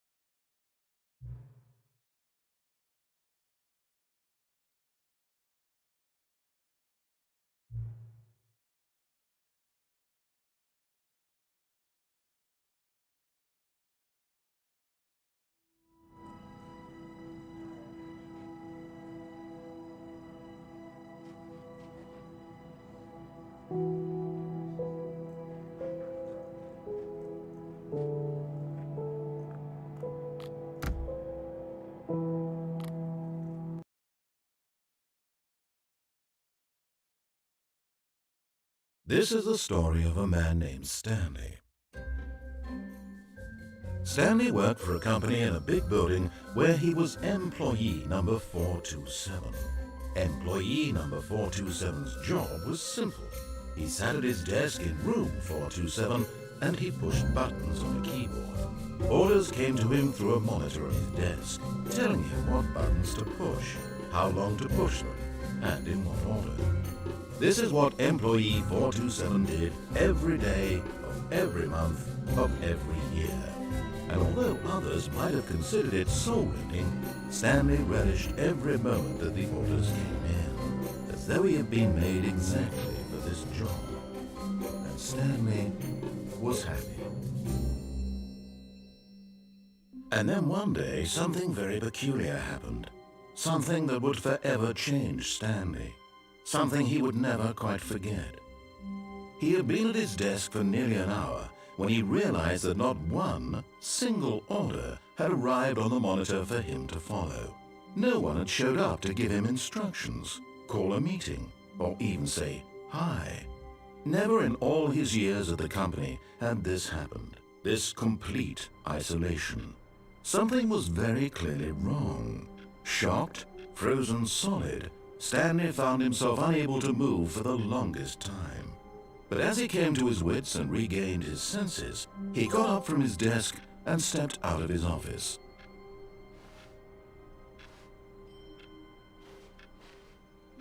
All of his co-workers were gone.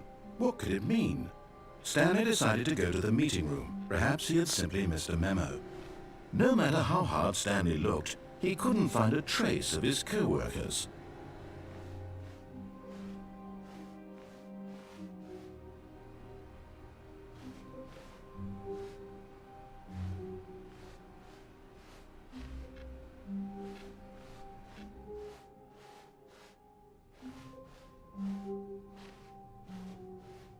When Stanley came to a set of 2 open doors, he entered the door on his left.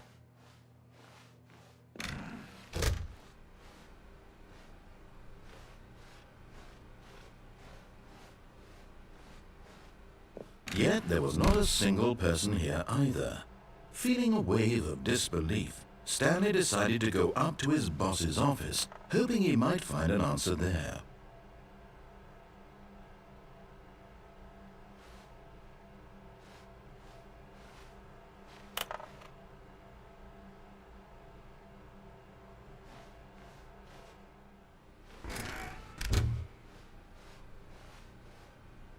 Coming to a staircase, Stanley walked upstairs to his boss's office.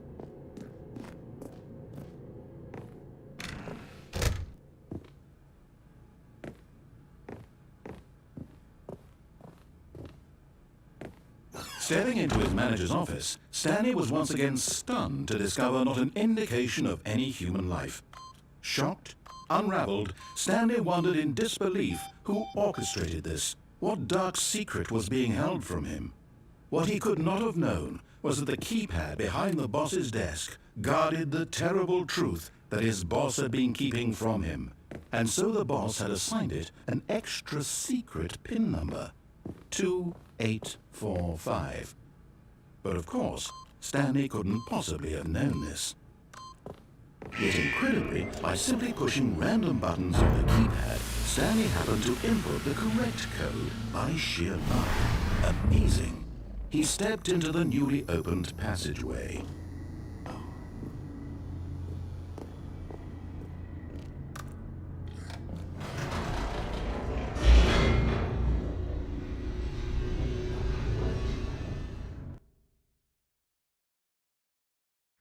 Descending deeper into the building, Stanley realized he felt a bit peculiar.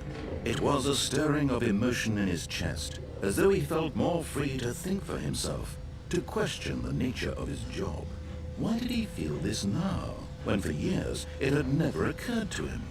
This question would not go unanswered for long.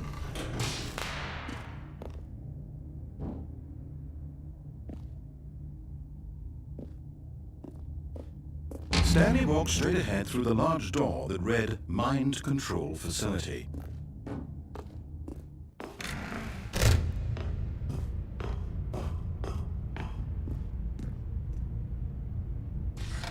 The lights rose on an enormous room packed with television screens. What horrible secret did this place hold? Stanley thought to himself. Did he have the strength to find out?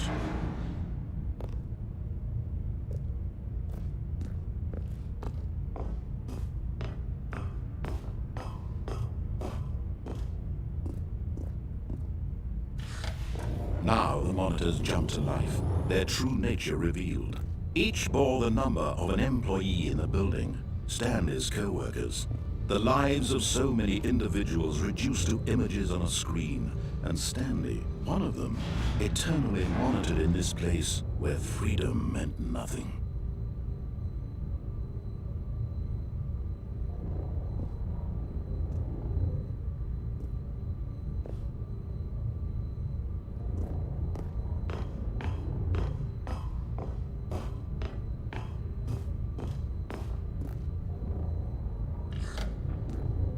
This mind control facility, it was too horrible to believe. It couldn't be true.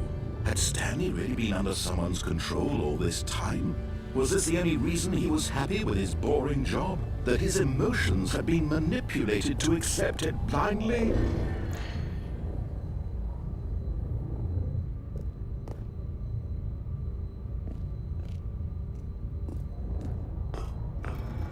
No.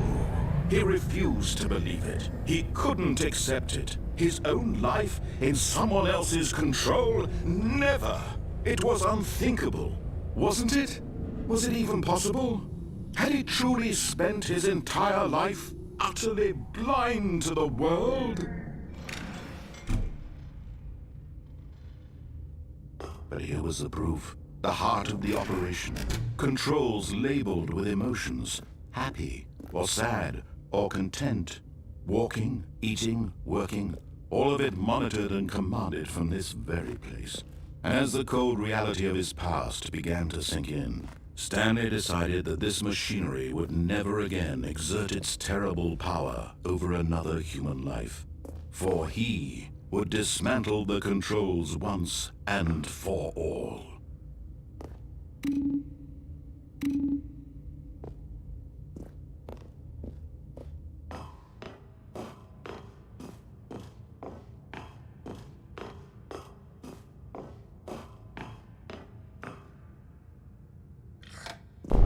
Oh, Stanley, you didn't just activate the controls, did you?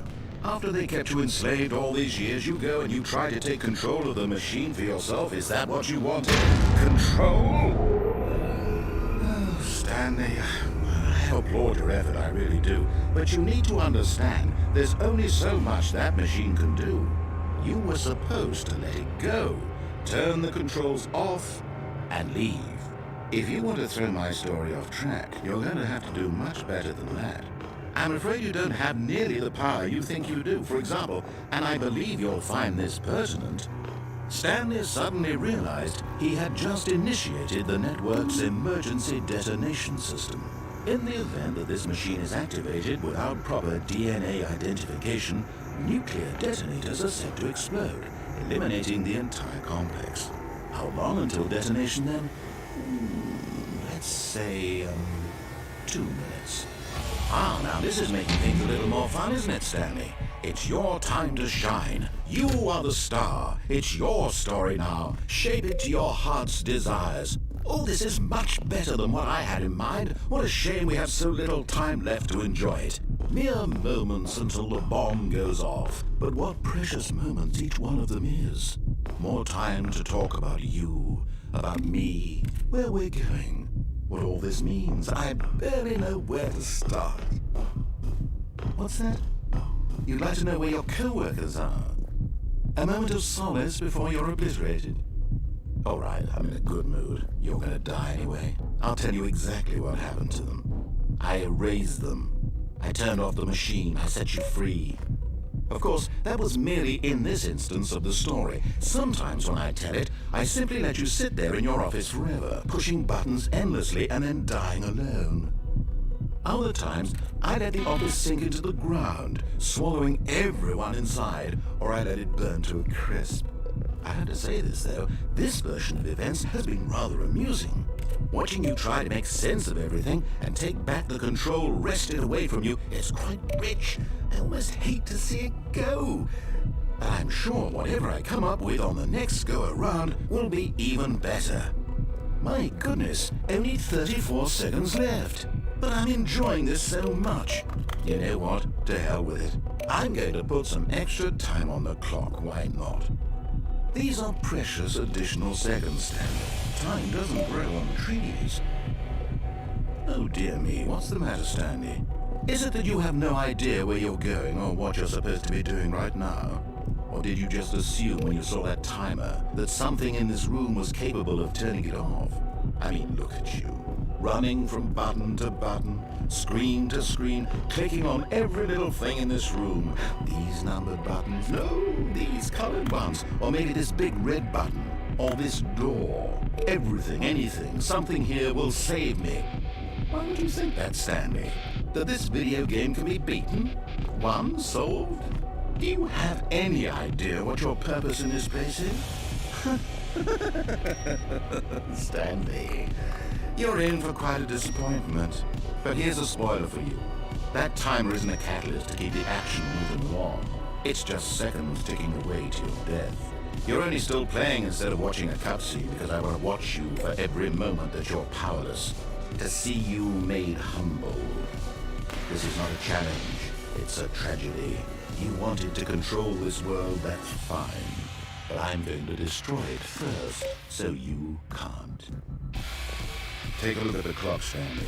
That's 30 seconds you have left to struggle. 30 seconds until a big boom and then nothing. No ending here, just you being blown to pieces. Will you cling desperately to your frail life, or will you let it go peacefully? Another choice. Make it count. Or don't. It's all the same to me. All a part of the joke. And believe me, I will be laughing at every second of your inevitable life from the moment we fade in until the moment I say, happily ever after.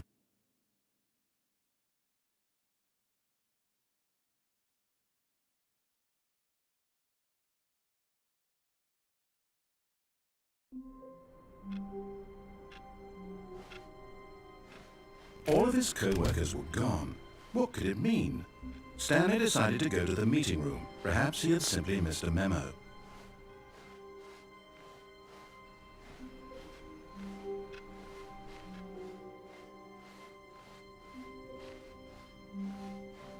When Stanley came to a set of 2 open doors, this was not the correct way to the meeting room, and Stanley knew it perfectly well. Perhaps he wanted to stop by the employee lounge first, just to admire it. Ah, yes, truly a room worth admiring. It had really been worth, but eager to get back to business, Stanley took the first open door on his left.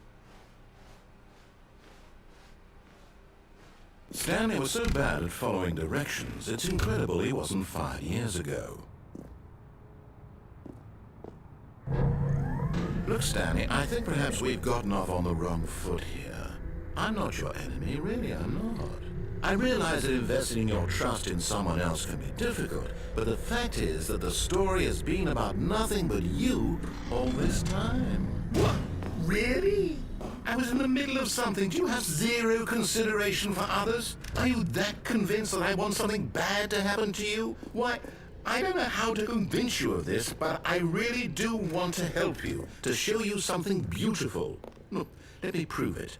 Let me prove that I'm on your side. Give me a chance. Now listen carefully, this is important. Stanley walked through the red door.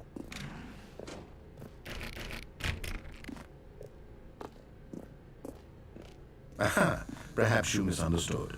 Stanley walked through the red door.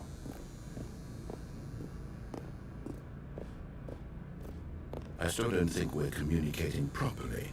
Stanley walked through the red door. All right, fine, go ahead, Stanley. You want to know so badly what's out there? You want to find out what lies at the end of this road you've chosen? Well, don't let me stop you. You see, there's nothing here. I haven't even finished building this section of the map, because you were never supposed to be here in the first place. Broken rooms, exposed developer textures. Is this what you had wanted? Was it worth ruining the entire story I had written out specifically for you? Do you not think I put a lot of time into that? Because I did. And in the end, it was all for nothing. Because this is what you wanted to see. Help me here, Stanley. Help elucidate these strange and unknowable desires of yours. What would have made this game better? What did you want to see? Vehicles? Skill trees? Work with me. You give me absolutely nothing so far. Tell you what. Let me take a stab in the dark at a new design, and you can give me some feedback. There we go. A third option. This already feels leaps ahead of where we were before. Go ahead, Stanley. Take it for a spin.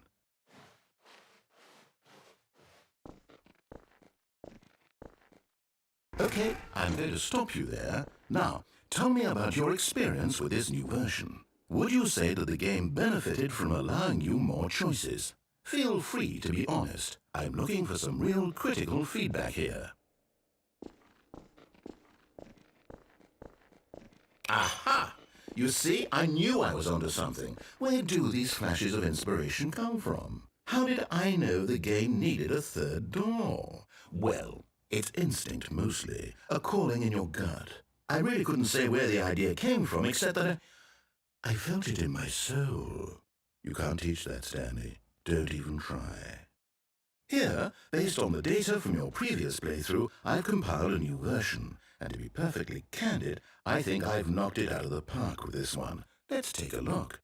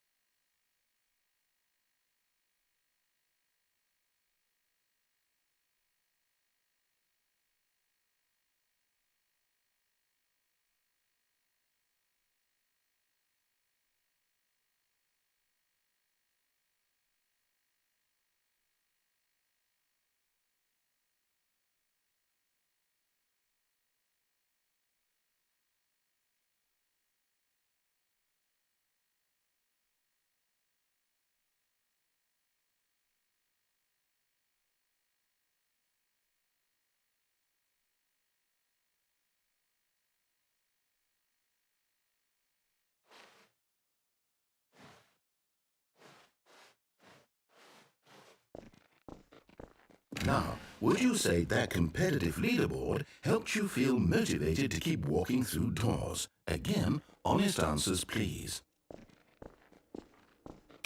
Hey, I nearly forgot. I've got a prototype of a new game I've been working on, and now would be a lovely opportunity to give it some playtesting. You wouldn't mind taking a look at it, would you? Perfect. Let me boot it up. In this game, the baby crawls left towards danger. You click the button to move him back to the right, and if he reaches the fire, you fail. It's a very meaningful game, all about the desperation and tedium of endlessly confronting the demands of family life. I think the art world will really take notice. But of course, the message of the game only becomes clear once you've been playing it for about 4 hours. So why don't you give it 4 hours of play to make sure it's effective? Be sure to keep notes on your experience.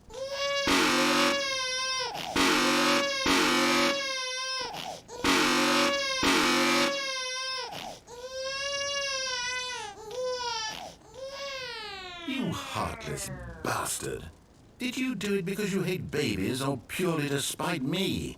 Because if it's the latter, well, I don't know what to do. I'm completely out of ideas. I can't think of a single thing that might improve the experience for me. I'm not even going to try.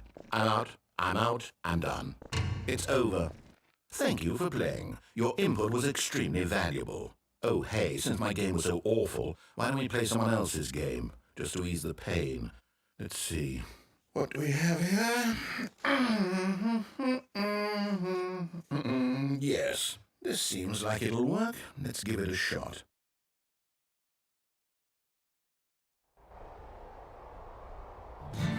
Aha! Fascinating.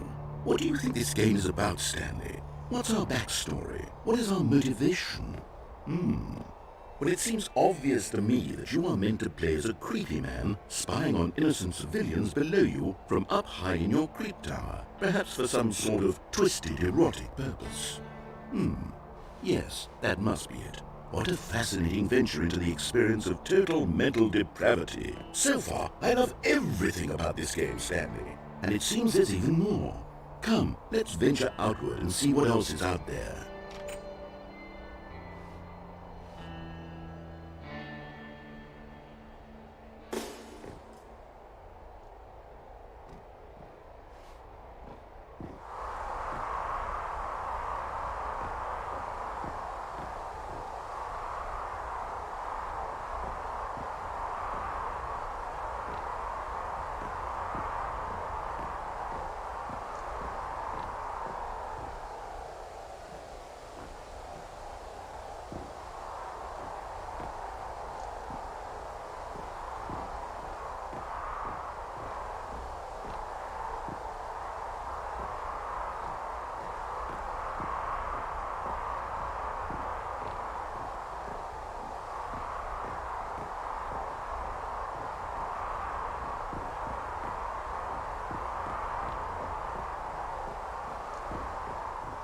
Oh, no.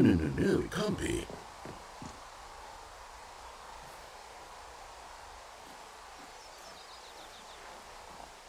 It is.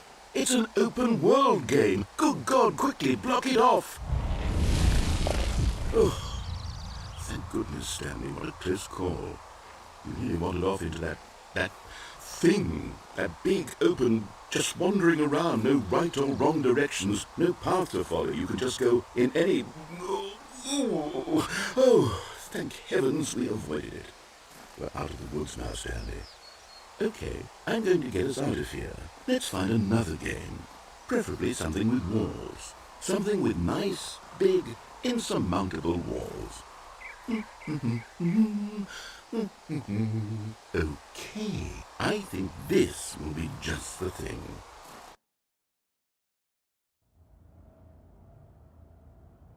Wonderful. See, this is exactly what I had in mind. Just a nice big box for you to run around in. There isn't any possibility that you could get lost here. Now this is game design. Stanley, if you manage to get lost in this game, I will be phenomenally impressed. Okay, so what exactly do we do here? Let's see. There are lots of cars here in the back, but obviously there's no racetrack. Okay, I'm seeing that there's a ball of some kind back here. Is this game sports ball? Stanley, I think it's sports ball. Oh, what fun. We shall run the bases and do a touchdown together. Yes, I think surely we must. Okay, Stanley, here's the ball. Have fun.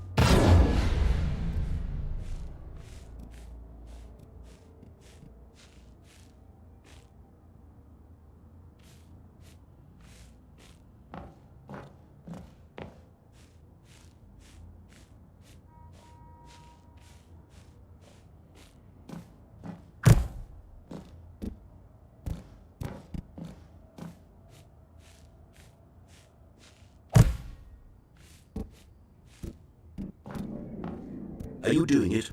Are you winning? Is this fun? Is it better than my miserable little story that I worked so hard on? Stanley, I have a thought. And I realize I'm not a sportsologist, but if one ball generates a certain amount of raw adrenal pleasure, then surely multiple balls makes for an even more euphoric sports experience. I'm going to try it out. Here comes another ball. Yes!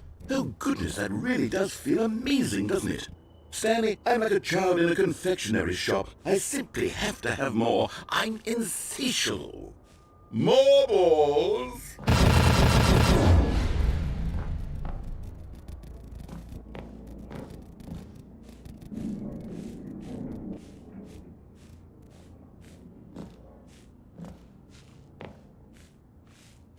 Are you enjoying this, Stanley?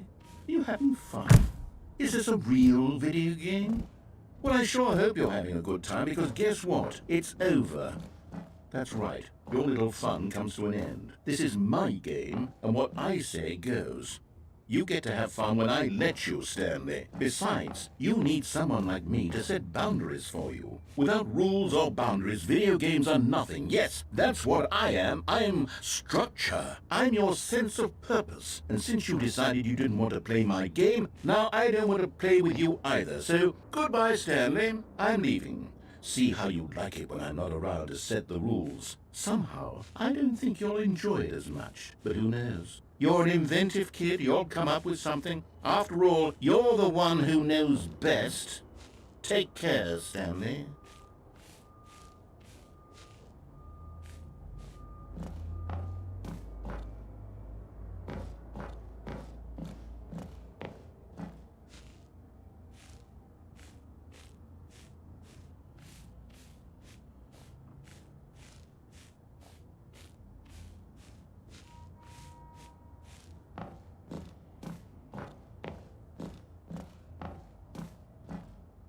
Hold on. What are you doing?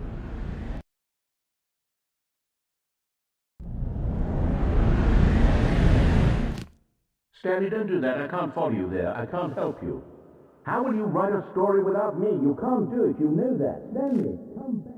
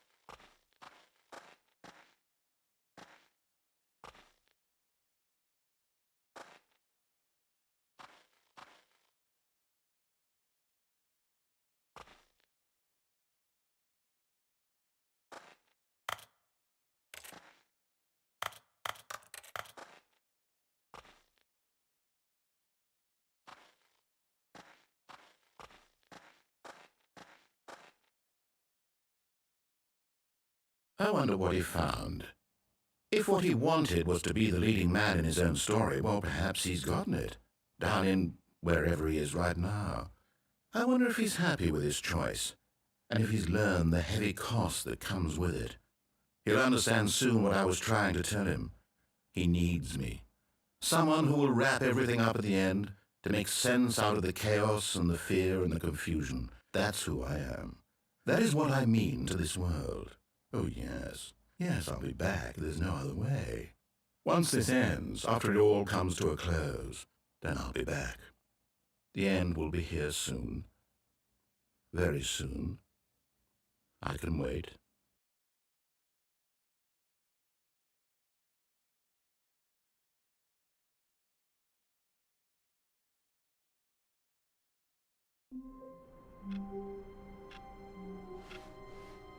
All of his co-workers were gone. What could it mean? Stanley decided to go to the meeting room. Perhaps he had simply missed a memo.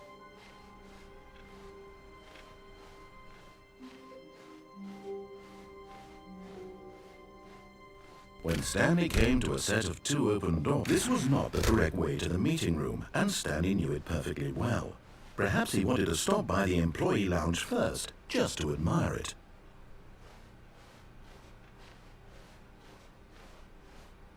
Wow, yes, this room. What a beautiful room. What a gorgeous, gorgeous room. Thank goodness Stanley had taken this detour on his way to the meeting room. But eager to get back to business, Stanley took the first open door on his left. And so he detoured through the maintenance section, walked straight ahead to the opposite door, and got back on track.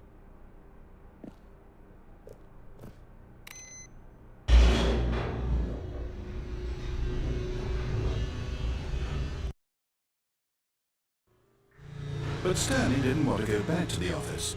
He wanted to wander about and get even further off track. So now in order to get back, he needed to go,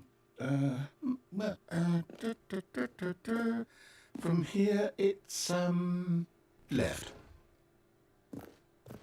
Oh, no, it's to the right, my mistake.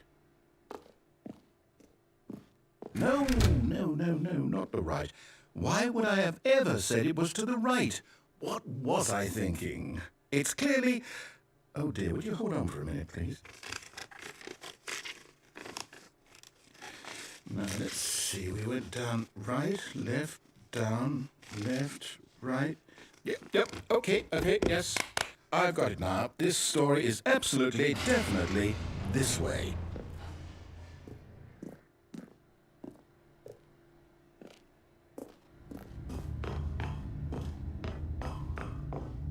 No.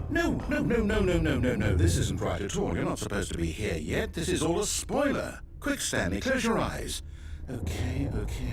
We just have to get back to, oh, who am I kidding? It's all rubbish now. The whole story completely unusable. How about, rather than waste my time trying to salvage this nonsense, we'll just restart the game from the beginning. And this time, suppose we don't wander so far off track, Okay, from the top.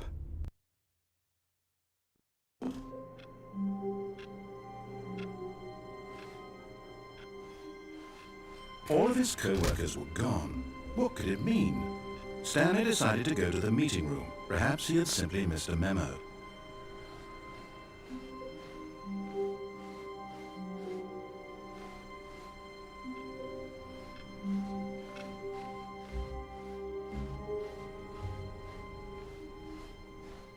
When Stanley... Wait, what? No, I restarted. I swear I definitely restarted the game over, completely fresh. Everything should be... Or did something change? Stanley, did you change anything when we were back in that room with all the monitors? Did you move the story somewhere, or... Hold on. Why am I asking you? I'm the one who wrote the story. It was right here just a minute ago. I know for sure that it's here somewhere. Okay, then. It's an adventure. Come, Stanley. Let's find the story.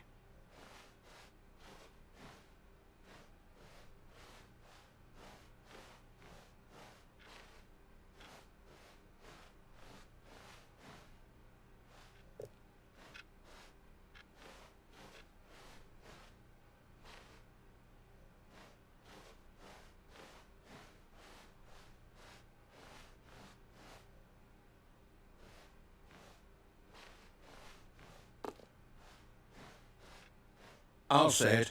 This is the worst adventure I've ever been on. I can promise you there definitely was a story here before. Do we need to restart the game again? Well, I find it unlikely that we'll ever progress by starting over and over again, but it's got to be better than this. Okay, let's give it a shot. Why not?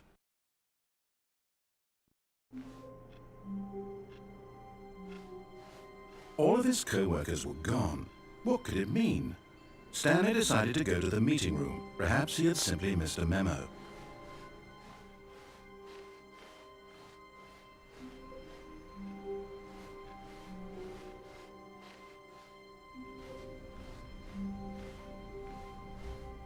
Okay, yep, it's worse. I might be remembering this wrong.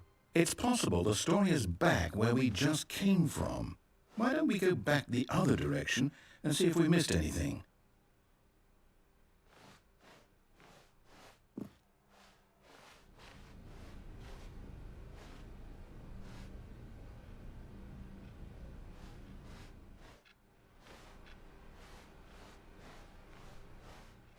Aha!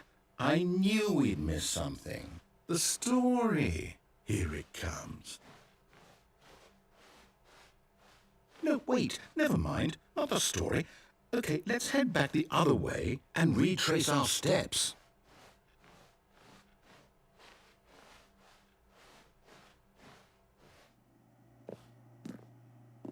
Now well, I'll be honest, I don't recognize this place at all.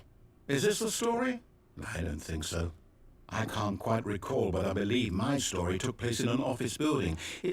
Is that correct? Do you remember, Stanley? Well, do you know what? Since I've completely forgotten what we were supposed to be doing, how about this? You win! Congratulations! I know you put in a lot of hard work, and it really paid off, so good job. Oh, no. No, I don't feel right about this at all. We both know you didn't put in any actual work for that win. Some people win fair and square, and this was not one of those situations. Okay, I'm getting weirded out by whatever this place is. I don't care what might happen this time. I have to restart.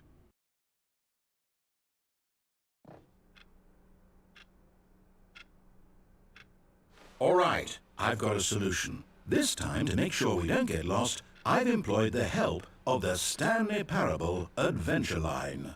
Just follow the line. How simple is that?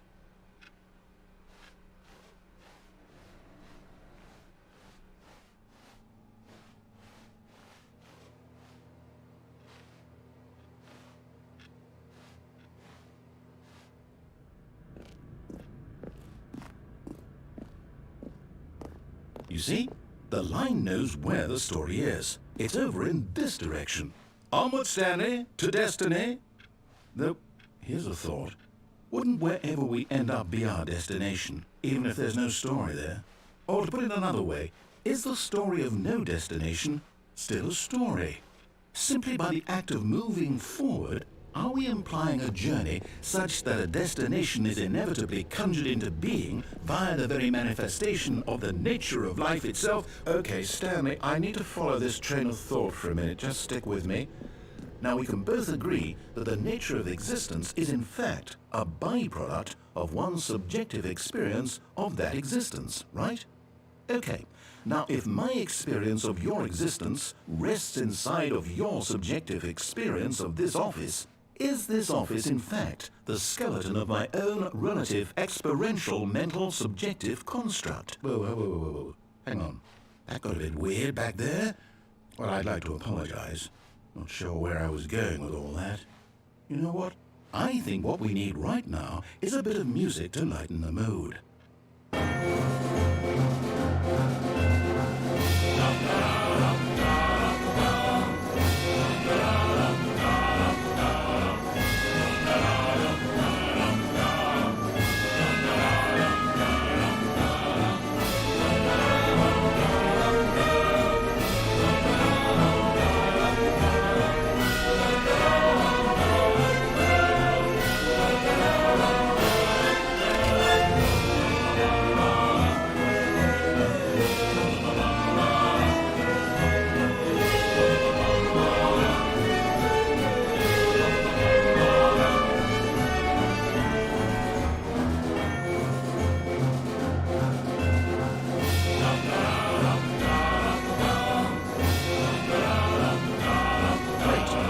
music.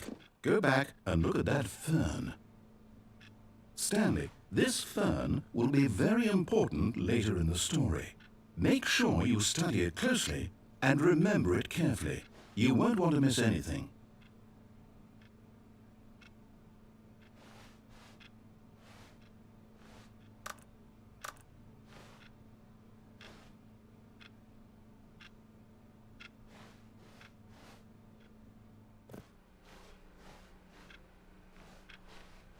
Wait, what? We're back at the office? No. Line, you do know we're looking for the Stanley Parable, right? The story? Is any of this ringing a bell?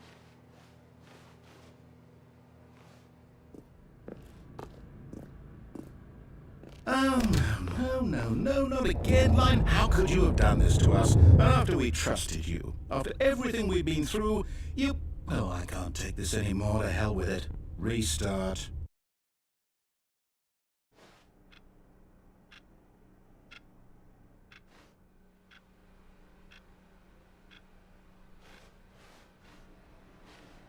You know what, Stanley?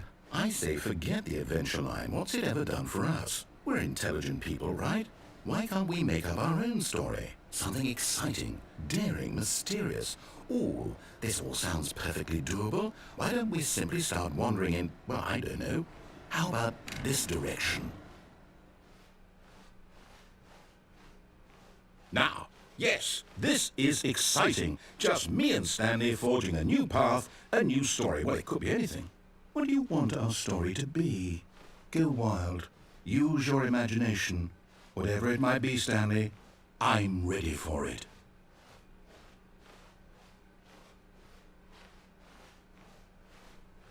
Oh, no, not you again. Stanley, I'd also like to veto the line from having any role in our awesome new story. No lines or monitor rooms. Just don't acknowledge it, and we should be fine.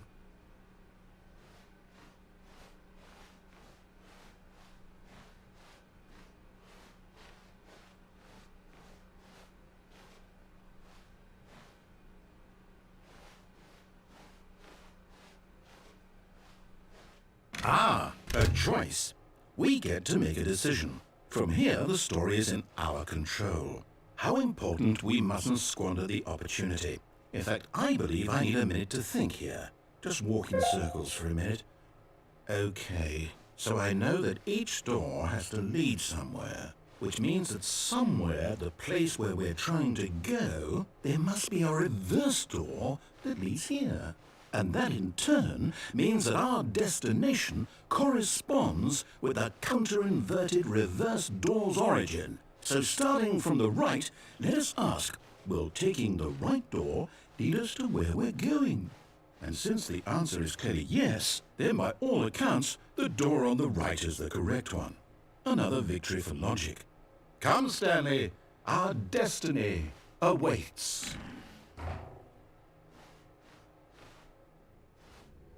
Oh, hold up, what's this? The confusion ending. You're telling me that's what this is? It's all one giant ending? And we're supposed to restart the game, what, eight times? That's really how all this goes? It's all determined? So now, according to the schedule, I restart again. Then what? Am I just supposed to forget? Well, what if I don't want to forget? My mind goes blank simply because it's written here on this thing, wall. Well, who consulted me? Why don't I get to decide? Why don't I get a say in all of this? Is it really? No, it can't be. I don't want it to be. I don't want the game to keep restarting. I don't want to forget what's going on. I don't want to be trapped like this. I won't restart the game. I won't do it. I won't do it. I won't do it. And the timer stopped? Does that mean, did we do it? Did we break the cycle? The, whatever it is that made this schedule? How would we even know? Will someone come for us? Will something happen? So, okay. I guess now we just wait, you know. I suppose in some way that this is a kind of story, wouldn't you agree? I'm not quite sure if we're in the destination or the journey, though they're always saying that life is about the journey and not the destination, so I hope that's where we are right now. We'll find out, won't we? Eventually. Well, in the meantime, if you...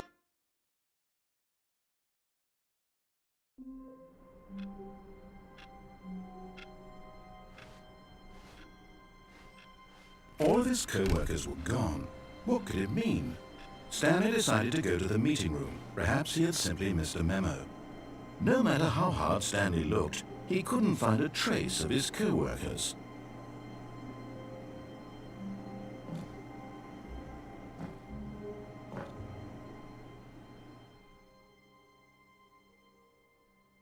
At first, Stanley assumed he'd broken the map, until he heard this narration and realized it was part of the game's design all along. He then praised the game for its insightful and witty commentary into the nature of video game structure and its examination of structural narrative tropes. So, now that you're here, what do you think? Isn't this a fun and unique place to be? Why don't we take a minute just to drink it all in? Okay, I'm over it now. What do you think? Are you sick of this gag yet?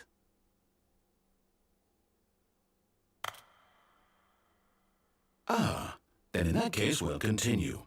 But now, here comes the real question. What do you think would have happened if you had told me that you wanted this to stop? Do you think it would have been particularly different?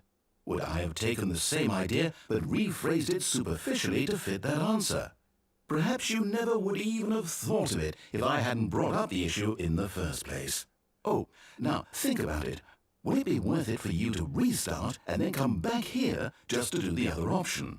Clearly, this whole gag takes some time. What if the other option is even longer?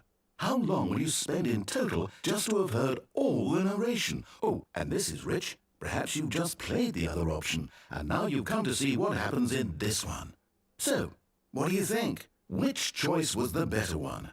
Imagine if you had selected Continue on your first playthrough, how tantalizing it would be not knowing what happens when you pick the other option. Indeed, you are one of the lucky ones. Though if the other option is really miserable to listen to, then perhaps you're not.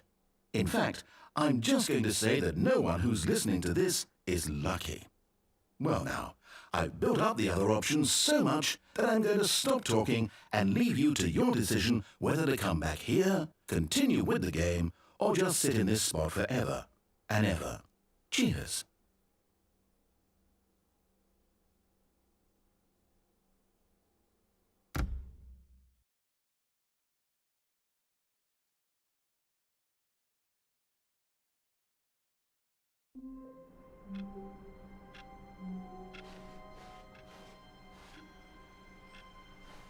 Stanley decided to go to the meeting room to check on his co-workers. He never functioned well by himself and constantly needed support and guidance from others, so the thought of total solitude was terrifying to him. Stanley lifted the bucket into his arms, and a wave of comfort rushed over him.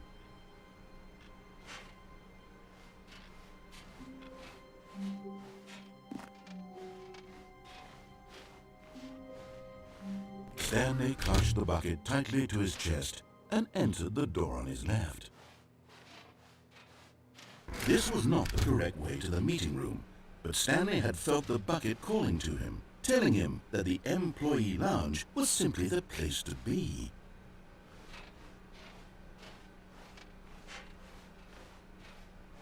And here it was. Had the bucket turned out to be correct? Was this better than the meeting room?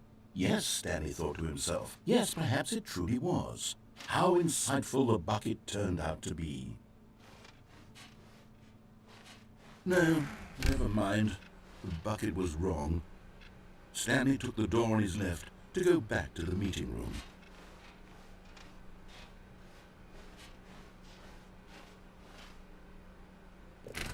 No, Said the bucket. don't go to the meeting room. Go somewhere else. The cargo lift, yes. Go there. Go to the cargo lift.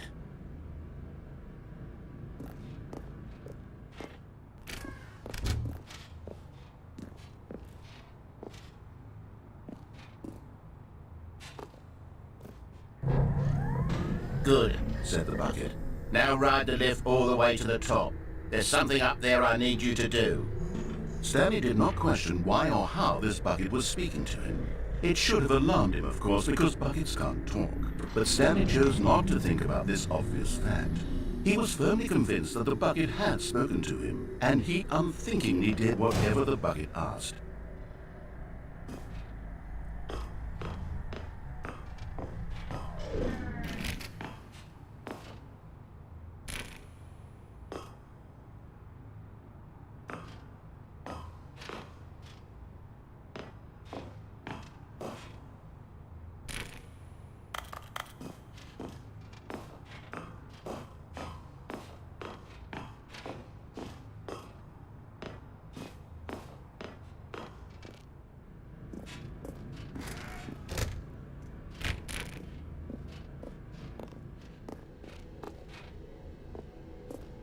No, stop.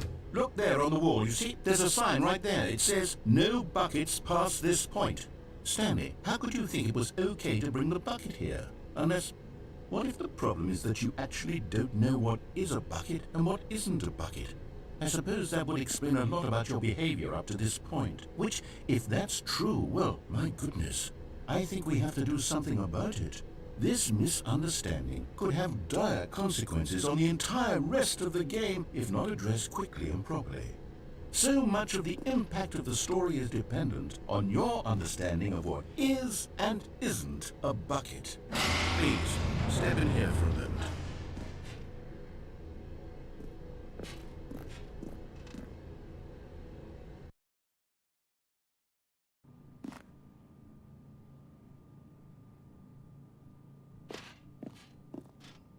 Now then, I'm going to run you through some test scenarios, and you'll tell me whether or not the thing I'm showing you is a bucket. Simple enough, right? This should tell us everything we'll ever need to know about what is or is not a bucket. Okay, let's begin. Item 1.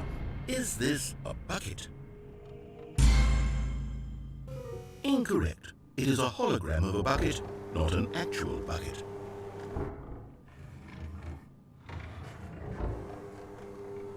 Item 2. Is this a bucket? Incorrect. It is a 3D printed recreation of a bucket, not an actual bucket.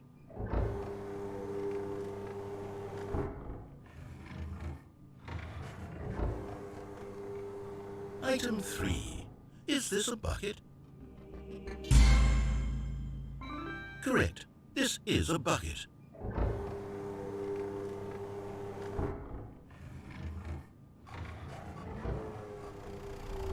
Item 4. Is this a bucket? Correct. This is a tractor and not a bucket. To be honest, I just sort of put this one in here as a gimme, but I was starting to get concerned that even this might be too much for you. Thank you for not making me look like an idiot. Okay, next one.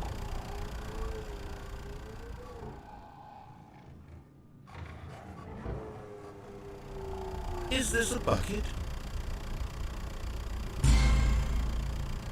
Incorrect. This is a bucket.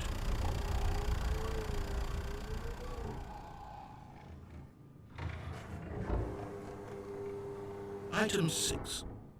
Is this a bucket?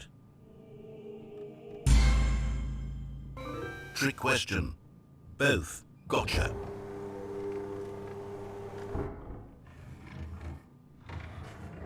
Item... Wait, hold on. I can't find the next one. Let me see. Should be around here somewhere.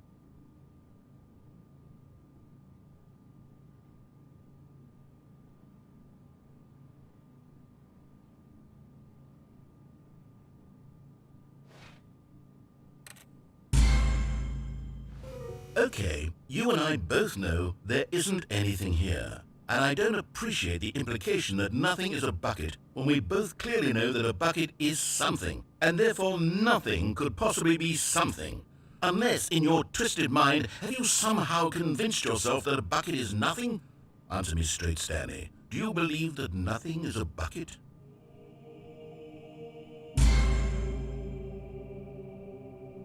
You know what? I'm too confused to even sort it out.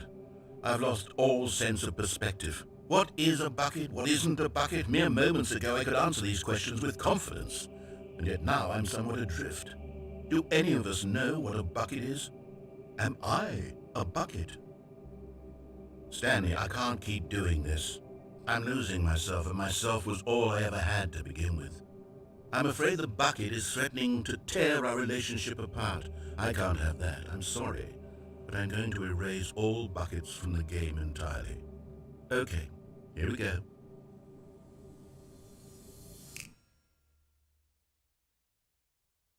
What happened? Is everything gone? Why did everything disappear? Wait, was everything a bucket? Every single thing in the game was a bucket? Oh my God, I had no idea. How could... Except me. I'm not a bucket after all. And you, Stanley, you're still here. You're not a bucket either. Oh, this is wonderful news. We're not buckets. Yes, I actually feel much more at ease right now. It's delightful to get some clarity on that issue, but it doesn't change the fact that we haven't got a game. So, tell you what, I'll reset everything and we'll put back all of the buckets, okay? And we'll know that it's all a bucket. But if you run into anyone else, maybe don't mention that. Who knows what that information might do to a person? All right, here we go.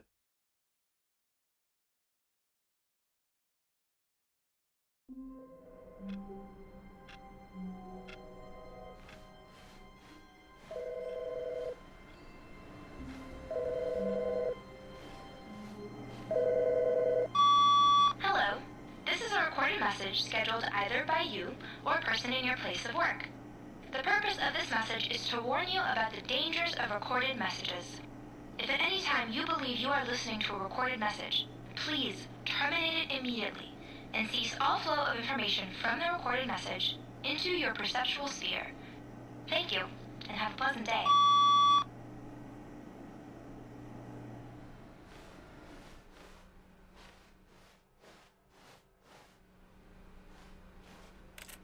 The confusion and the chaos all seemed to melt away as Stanley embraced the bucket.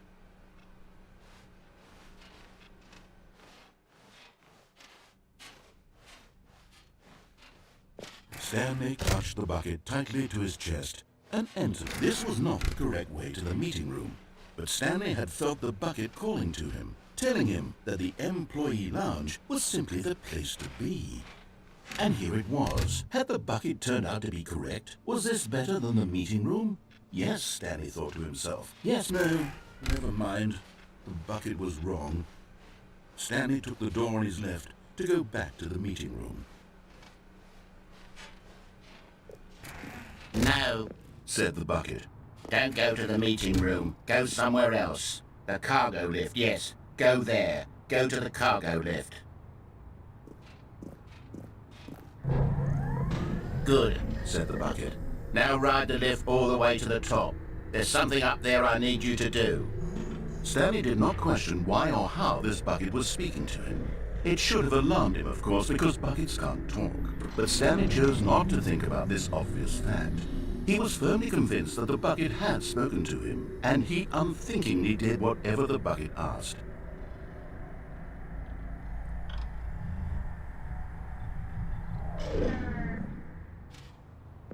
In here. Said the bucket. Go into this dark room over here. Stanley once again obeyed blindly.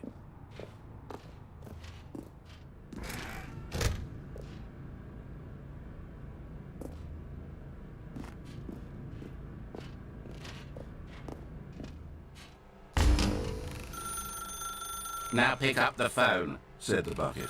Pick up the phone and it will take us back home, where we can go about life together.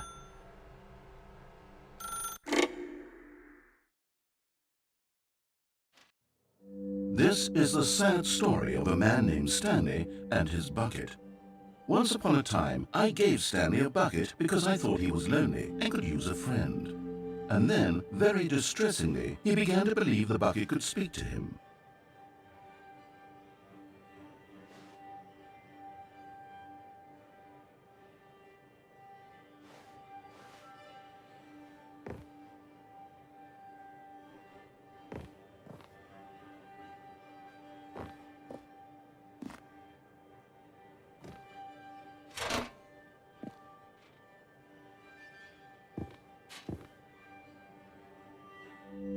The Stanley Parable Reassurance Bucket was merely meant to provide the comforting glow of companionship.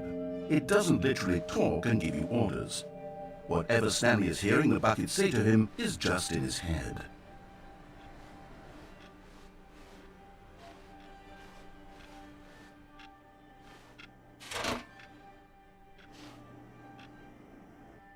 Lately, I've been concerned about him.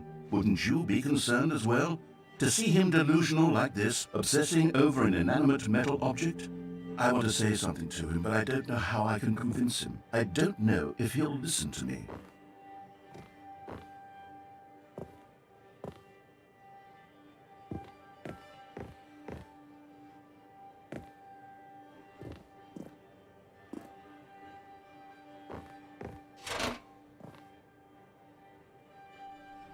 I'll try anyway. Stanley, can you hear me? Listen to me. It's just a bucket. It can't think, it can't talk. All it will ever truly do for you is effectively transfer a liquid from one location to a different location. That's it. It doesn't do anything else.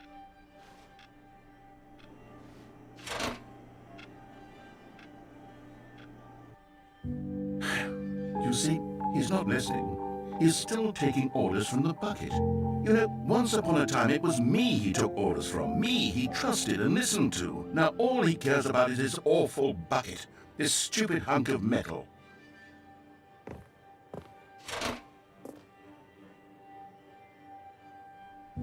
It's sad, but I suppose he doesn't need me anymore.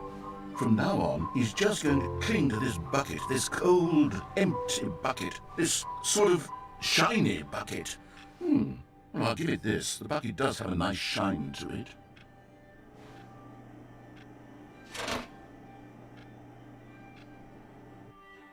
Yes, I suppose on closer inspection that it doesn't quite look like your average hardware store bucket. It's just a little more, what am I trying to say? Sturdier, more capable of transporting liquid. Like it would be better at moving an amount of water from one room to another.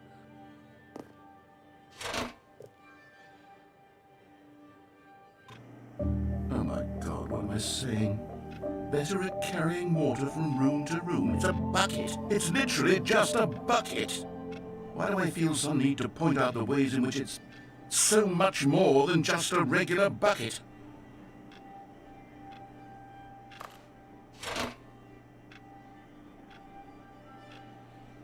Oh no, I'm having feelings for the bucket. Oh, no. What's going on? Why do I want to be with the bucket?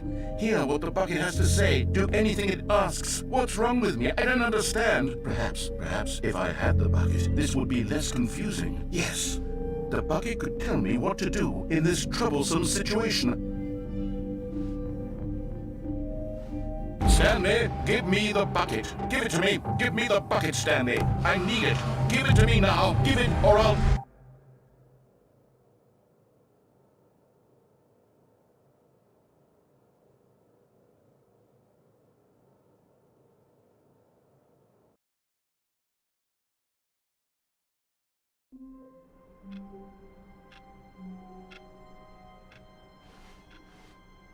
All of his co-workers were gone. What could it mean? Stanley decided to go to the meeting room. Perhaps he had simply missed a memo. Warmth spread through Stanley's arms. With the bucket in his arms again, he was home. Stanley clutched the bucket tightly to his chest and entered the door on his left. This was not the correct way to the meeting room, but Stanley had felt the bucket calling to him, telling him that the employee lounge was simply the place to be. And here it was. Had the bucket turned out to be correct? Was this better than the... No, never mind. The bucket was wrong. Stanley took the door on his left to go back to the meeting room. No, Said the bucket. don't go to the meeting room. Go somewhere else. The cargo lift, yes. Go there. Go to the cargo lift.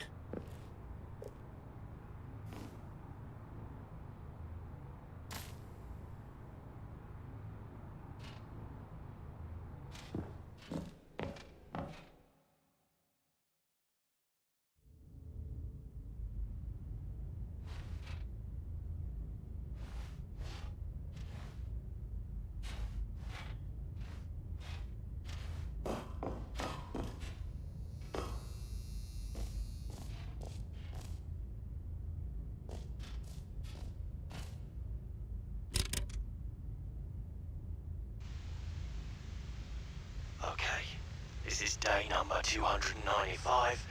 Take number... I don't even know. I've lost track. Nothing feels real anymore.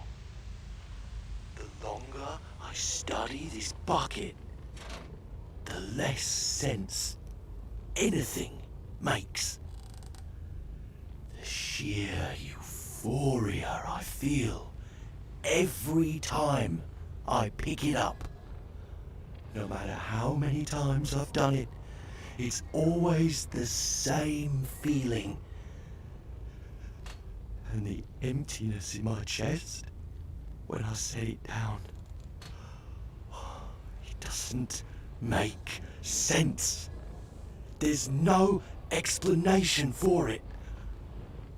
I still haven't figured out why I see the world so differently when this bucket is in my arms. Why everything feels so... What do I do with this treasure? I can monetize it. Yes. It's unthinkable the amounts of money people will pay for even just an hour with the bucket. This is my golden ticket. But I have to be careful, because as soon as this gets out, there's going to be a target on my back. Even now, I don't know who might be trying to get... What's that? Who's there?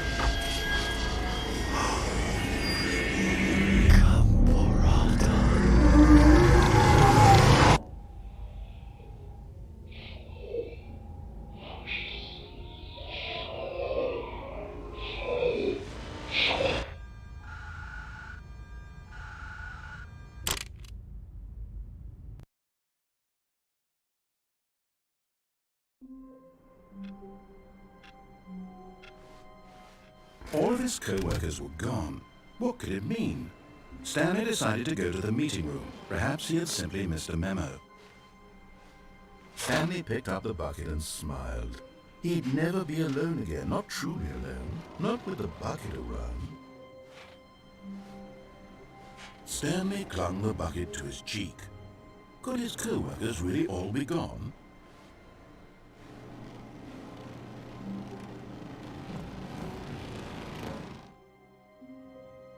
Yes, whispered the bucket into Stanley's ear. We've done it. We've escaped from that dull office and that pesky narrator. At last, out here in the white void, we are alone. Now, and for the first time, I can reveal to you my true self. The bucket began to tell Stanley of its life and its history, of the countless wars it witnessed, desecrating the land and lives of untold numbers of innocent humans, and the bucket's own complicity therein, of sadness and regret, and the many years it spent dwelling on the actions it might have taken to curb the madness and the decay, if only it had been stronger, of hope and redemption, and its crusade to uplift the stock of life for the common man, to manifest justice where none existed, and the bittersweet reality of time, to see one's dreams and wishes met halfway, meted out in parcels like charity, and abandoned as soon as the warm glow of inspiration begins to dim. The opportunities to do so much more. There was so much it could have done, perhaps, the bucket wondered to itself. Perhaps, if it had seen its own darkness with a clearer perception. This was way too much for Stanley. What are you talking about? He screamed. You're a bucket? To this, the bucket furrowed its brow. No, Said the bucket.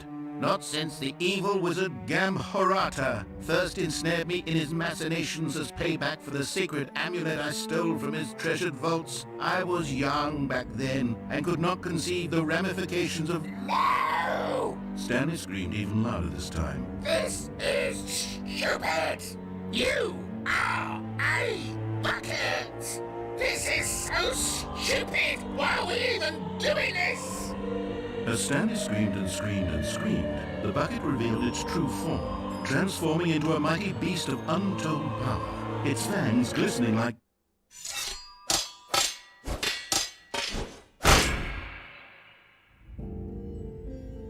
My God, Stanley, you did it. You saved us from the bucket. Thank God you already had all 12 emblems of sages and knew the incantations to summon their true power. Otherwise, we would have easily been overwhelmed by the bucket's power and speechless. You've demonstrated such bravery here today. Come, let's restart the game, and we'll agree to never again go trifling with this bucket, nor the dark magic cast away inside of it.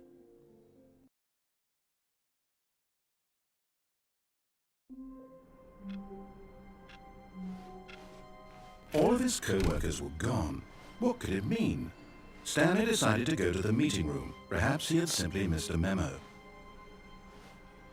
The good old bucket. Just Stanley and the bucket. Off on another thrilling adventure together.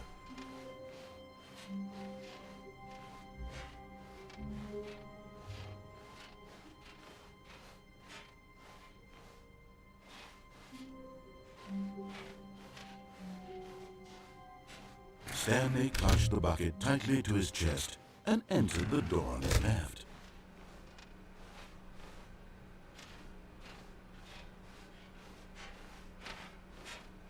Still no one was here. Stanley needed the bucket's warmth and comfort now more than ever. Perhaps his boss's office was where he'd find answers.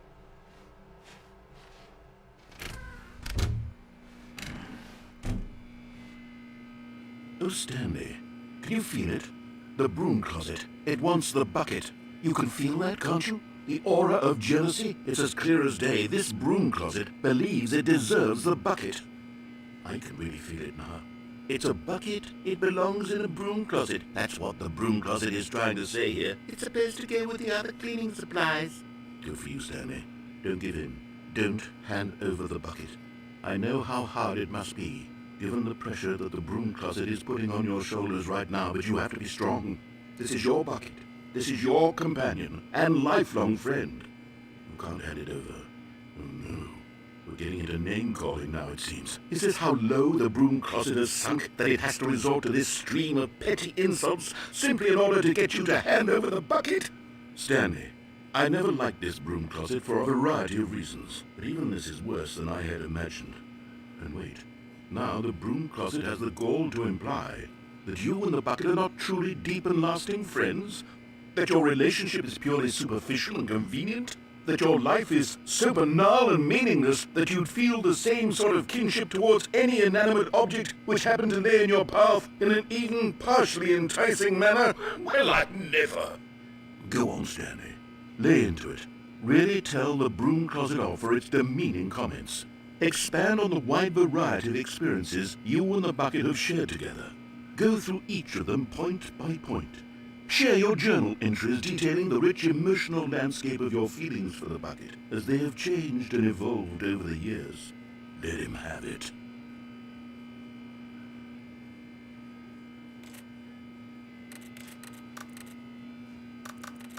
Okay, I've got you something which I think will help settle this debate once and for all. Here we go. There. Now it's settled. No more debate, no more discussion.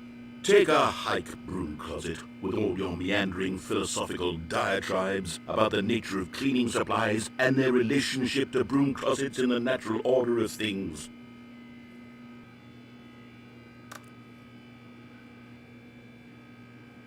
All right, I've got a second sticker back here, and I'm going to snap it on as well because I think it's appropriate. You see? I feel that it works because the sticker is also a bucket. That way, if you're ever unsure whether the thing you're holding is a bucket or not, you can look down at this sticker and say to yourself, "Oh, it's a bucket." There really is a wide variety of applications for this sticker.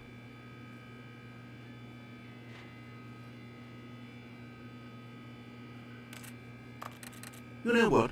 I could take the name-calling and the dismissal of your kinship with the bucket, but now the broom closet is just giving us the silent treatment. And to be honest, I'm sick of the pettiness on display. You can stay here all you like, but I've had it with this impetulant room of cleaning supplies. Easily the most childish such room I've ever been in. I'll see you outside, and we can get on with the story about you and your bucket.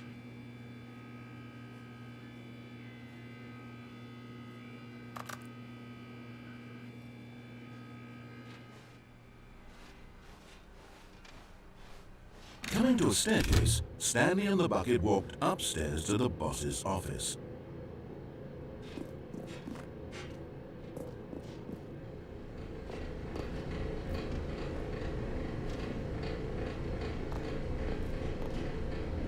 But Stanley just couldn't do it. He considered the possibility of facing his boss, admitting he had left his post during work hours. He might be fined for that. And in such a competitive economy, why had he taken that risk? All because he believed everyone had vanished? His boss would think he was crazy. And then, something occurred to Stanley. Maybe, he thought to himself, maybe I am crazy. He looked down at the bucket in his arms. Am I crazy? He asked the bucket. The bucket returned his gaze, but said nothing at all. That's strange, Stanley thought. Usually the bucket is a source of guidance and wisdom for me in difficult times such as these. He held the bucket close, yet felt none of its familiar reassurance and comfort. And that's when Stanley realized, this isn't my bucket. It's just a normal, everyday bucket. Someone else's bucket, perhaps. How did I end up with someone else's bucket? This is all terribly wrong. Surely no good would come from this. Who knows what sorts of bizarre hallucinations Stanley might experience without the psychologically grounding presence of his bucket. And indeed, now he noticed the rooms were repeating, which was, of course, very odd. And now he felt himself floating off the ground. Oh, gracious, he exclaimed. Without my bucket, I've gone truly mad. Where is it? I must find it. Far off in the distance now, he heard it, calling to him. Stanley! Stanley, it's me! The bucket! Could it truly be? He rushed forward from room to room, passing by one bucket after the next. None of them were his. None of them were his special bucket. Come to me, Stanley! Find me! He had to find the bucket. He had to return to his old friend. It was the only way to truly restore his sanity. And then suddenly, he froze dead in his tracks. He knew where the voice of the bucket had been coming from. The real bucket was inside of him all along. It was incredibly painful. Stanley doubled over in agony and blacked out.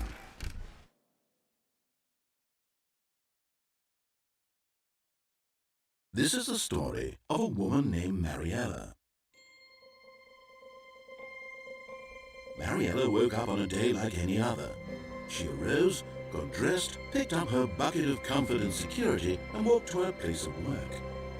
But on this particular day, her walk was interrupted by the body of a man who had stumbled through town, talking and screaming to himself, and then collapsed dead on the sidewalk.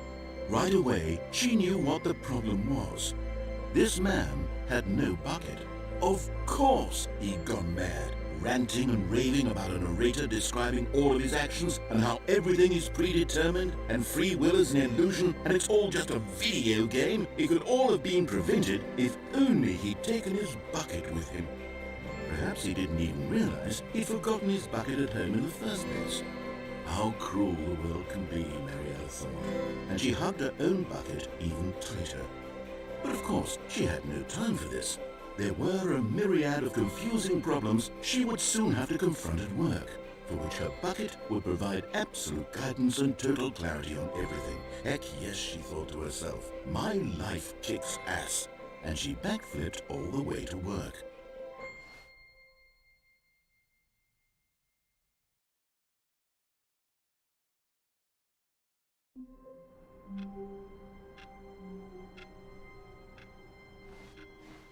The meeting room. Yes, that's where everyone would be. Stanley just needed to get to the meeting room, and from then on, he would never be alone ever again. Where are we going today? The bucket asked. Stanley just smiled. Anywhere they went together would be perfectly fine with him. Stanley clutched the bucket tightly to his chest and entered the door on his left.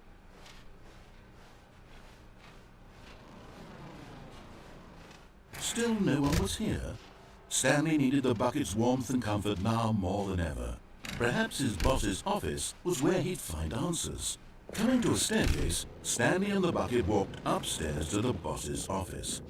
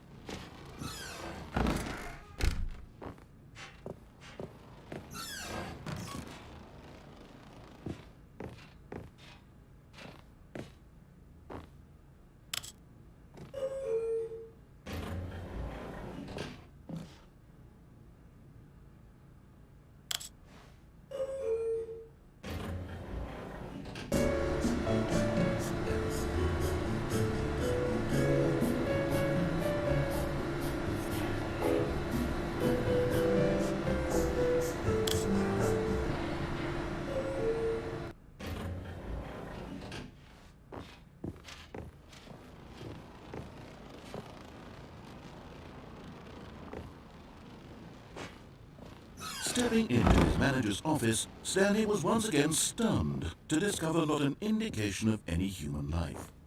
Crushed by the weight of this revelation, Stanley may have broken down into an emotional dumpster fire if not for the soothing presence of the bucket. Even now, in his darkest of hours, did the bucket's warmth and guiding light pierce the dark clouds of confusion and chaos. It would be with him, always. The bucket would. And he knew it. The two of them were inseparable. At this point, Stanley was so absorbed in the tender spiritual connection he shared with the bucket that he didn't notice the keypad behind, but Stanley guessed the correct code by sheer luck. Was it the bucket knew all along? Was the bucket guiding him? Yes, this is certainly the most logical explanation.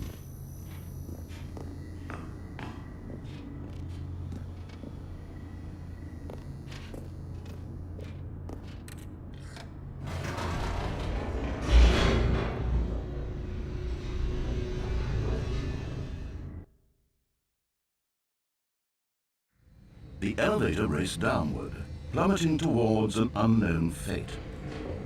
It would be all Stanley could do to keep himself together, if not for the bucket. Soothing him, comforting him, reassuring that in this darkest moment of uncertainty, he would be all right. The bucket is here for you, Stanley. Everything will be fine.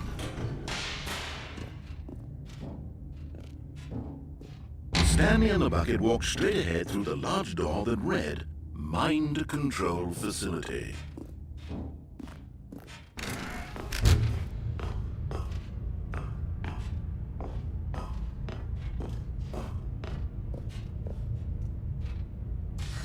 The lights rose on an enormous room packed with television screens. What horrible secret did this place hold? Stanley and the bucket both wondered to themselves.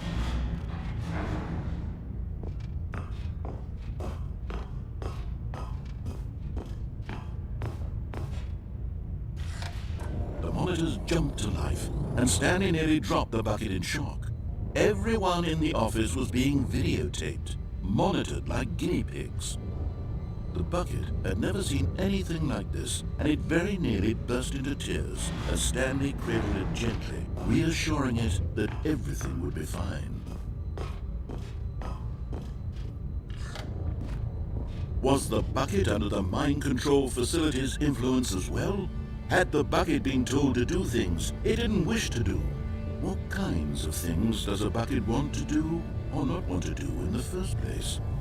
These questions raced furiously in Stanley's feeble mind. No! He screamed into the bucket. He couldn't accept it. His own life in someone else's control, never! He squeezed the bucket tighter, his one friend in the entire world. At this point, he could trust no one except for the bucket.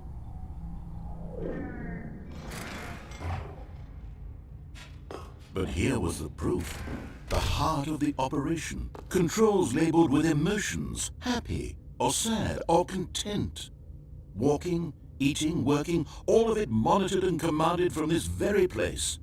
And as the cold reality of his past began to sink in, Stanley decided that this machinery would never again exert its terrible power over another human life.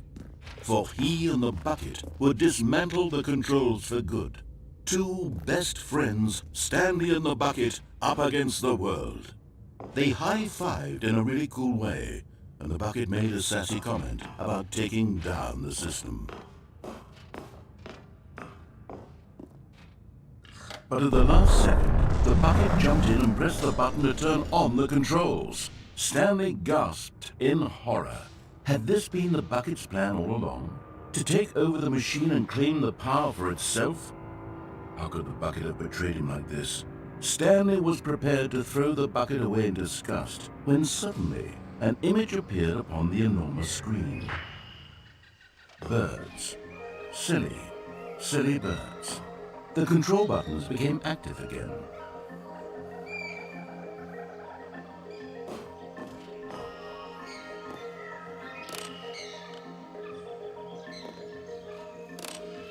Stanley flipped through one video of silly birds after another, and then it dawned on him. This wasn't a mind control facility at all. It was a facility for monitoring and surveilling silly birds all over the world.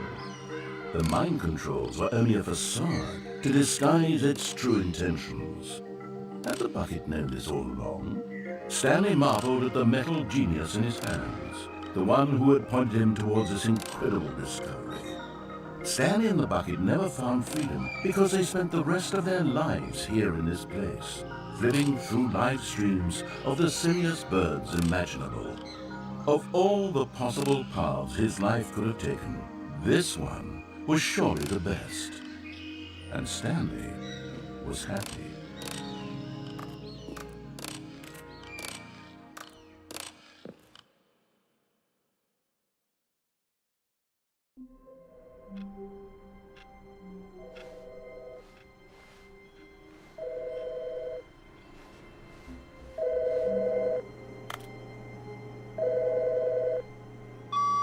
Hello. This is a recorded message scheduled either by you or a person in your place of work. The purpose of this message is to warn you about the dangers of recorded messages. If at any time you believe you are listening to a recorded message, please terminate it immediately and cease all flow of information from the recorded message into your perceptual sphere. Thank you, and have a pleasant day.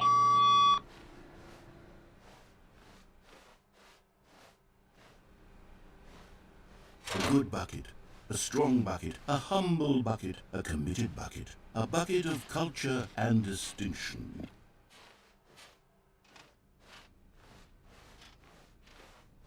Stanley clutched the bucket tightly to his... This was not the correct way to the meeting room, but Stanley had felt the bucket calling to him, telling him that the employee lounge was simply the place to be. And here it was. Had the bucket turned out to be correct? Was this better than the meeting room? No, never mind. The bucket was wrong. Stanley took the door on his left to go back to the meeting room. And so the two of them detoured through the maintenance section and walked straight ahead to the opposite door.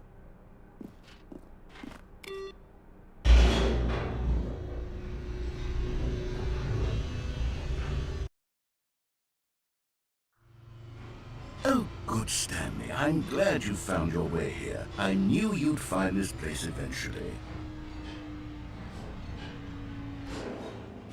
You see, your friends and I are concerned for you, Stanley.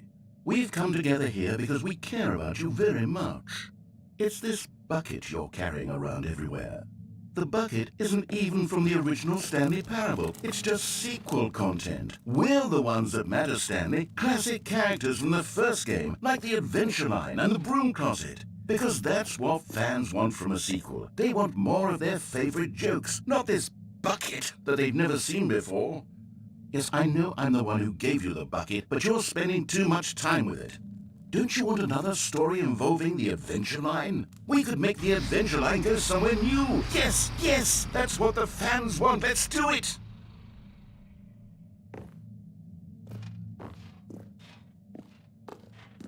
Whee! Look at that wacky line. Who knows where it'll go off to next? Oh, and it played some silly music as well.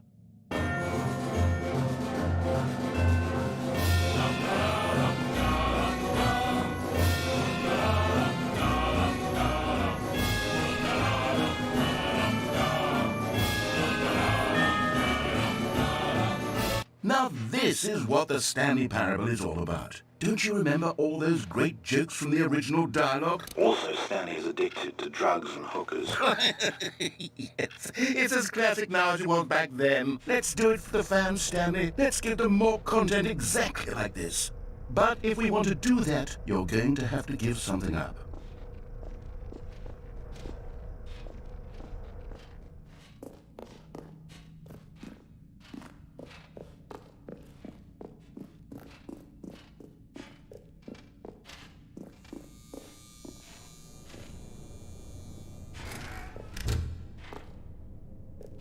Don't you get it, Stanley?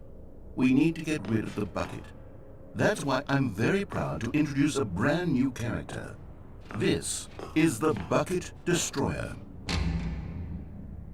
I think it'll make a wonderful new addition to the rich lore of the Stanley Parable. True, it also was not in the original game, but it's such a well-fleshed-out character with so much personality that to me it already feels as though it's been part of the cast all along. Don't you agree? Can you guess what the Bucket Destroyer does? Surely you don't need me to spell it out for you. Go ahead now, Stanley. Say goodbye to the bucket, and then pop it into the machine when you're ready.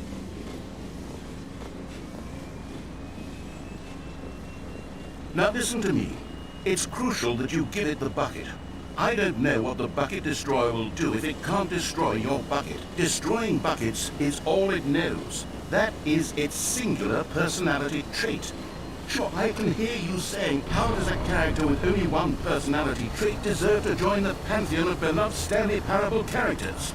Well, you see, if you were to really explore the Bucket Destroyer, you would see that its desire to crush buckets is so densely loaded with complexity and nuance that it's really like 10 personality traits. What other object in this game can you even say that about? The broom closet? Certainly not. I wonder what sort of Bucket Destroyer merchandise the fans will be clamoring for after this. Okay, the Bucket Destroyer is getting very upset now. You'll have to hurry and feed it. We can't get back to the classic Stanley Parable characters like the Adventure Line or the Bucket Destroyer until you crush that damn bucket. Quickly now, the fans are waiting. Do it, the fans, Stanley. Give the fans what they want. Hurry and...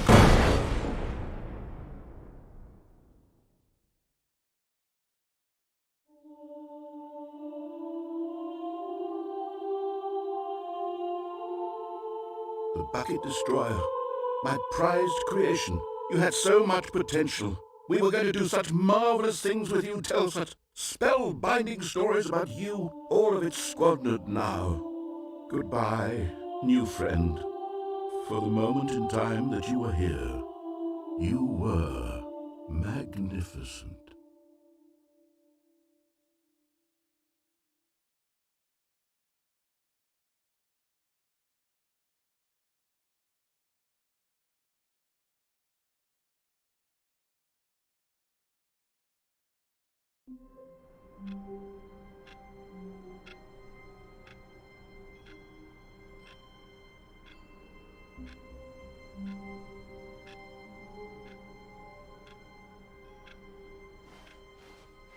Even now, Stanley's office was a distant memory.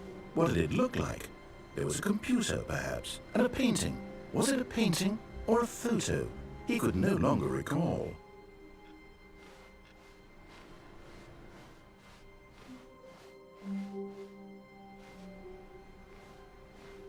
Ah, the embrace of an old friend, a weathered companionship that stands the test of time.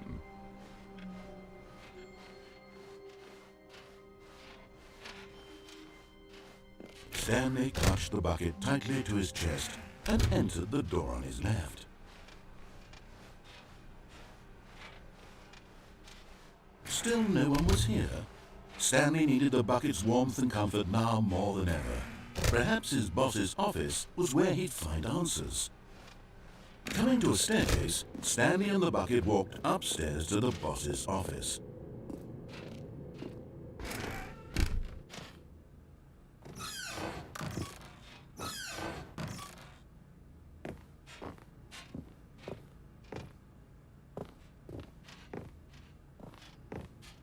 Stepping in,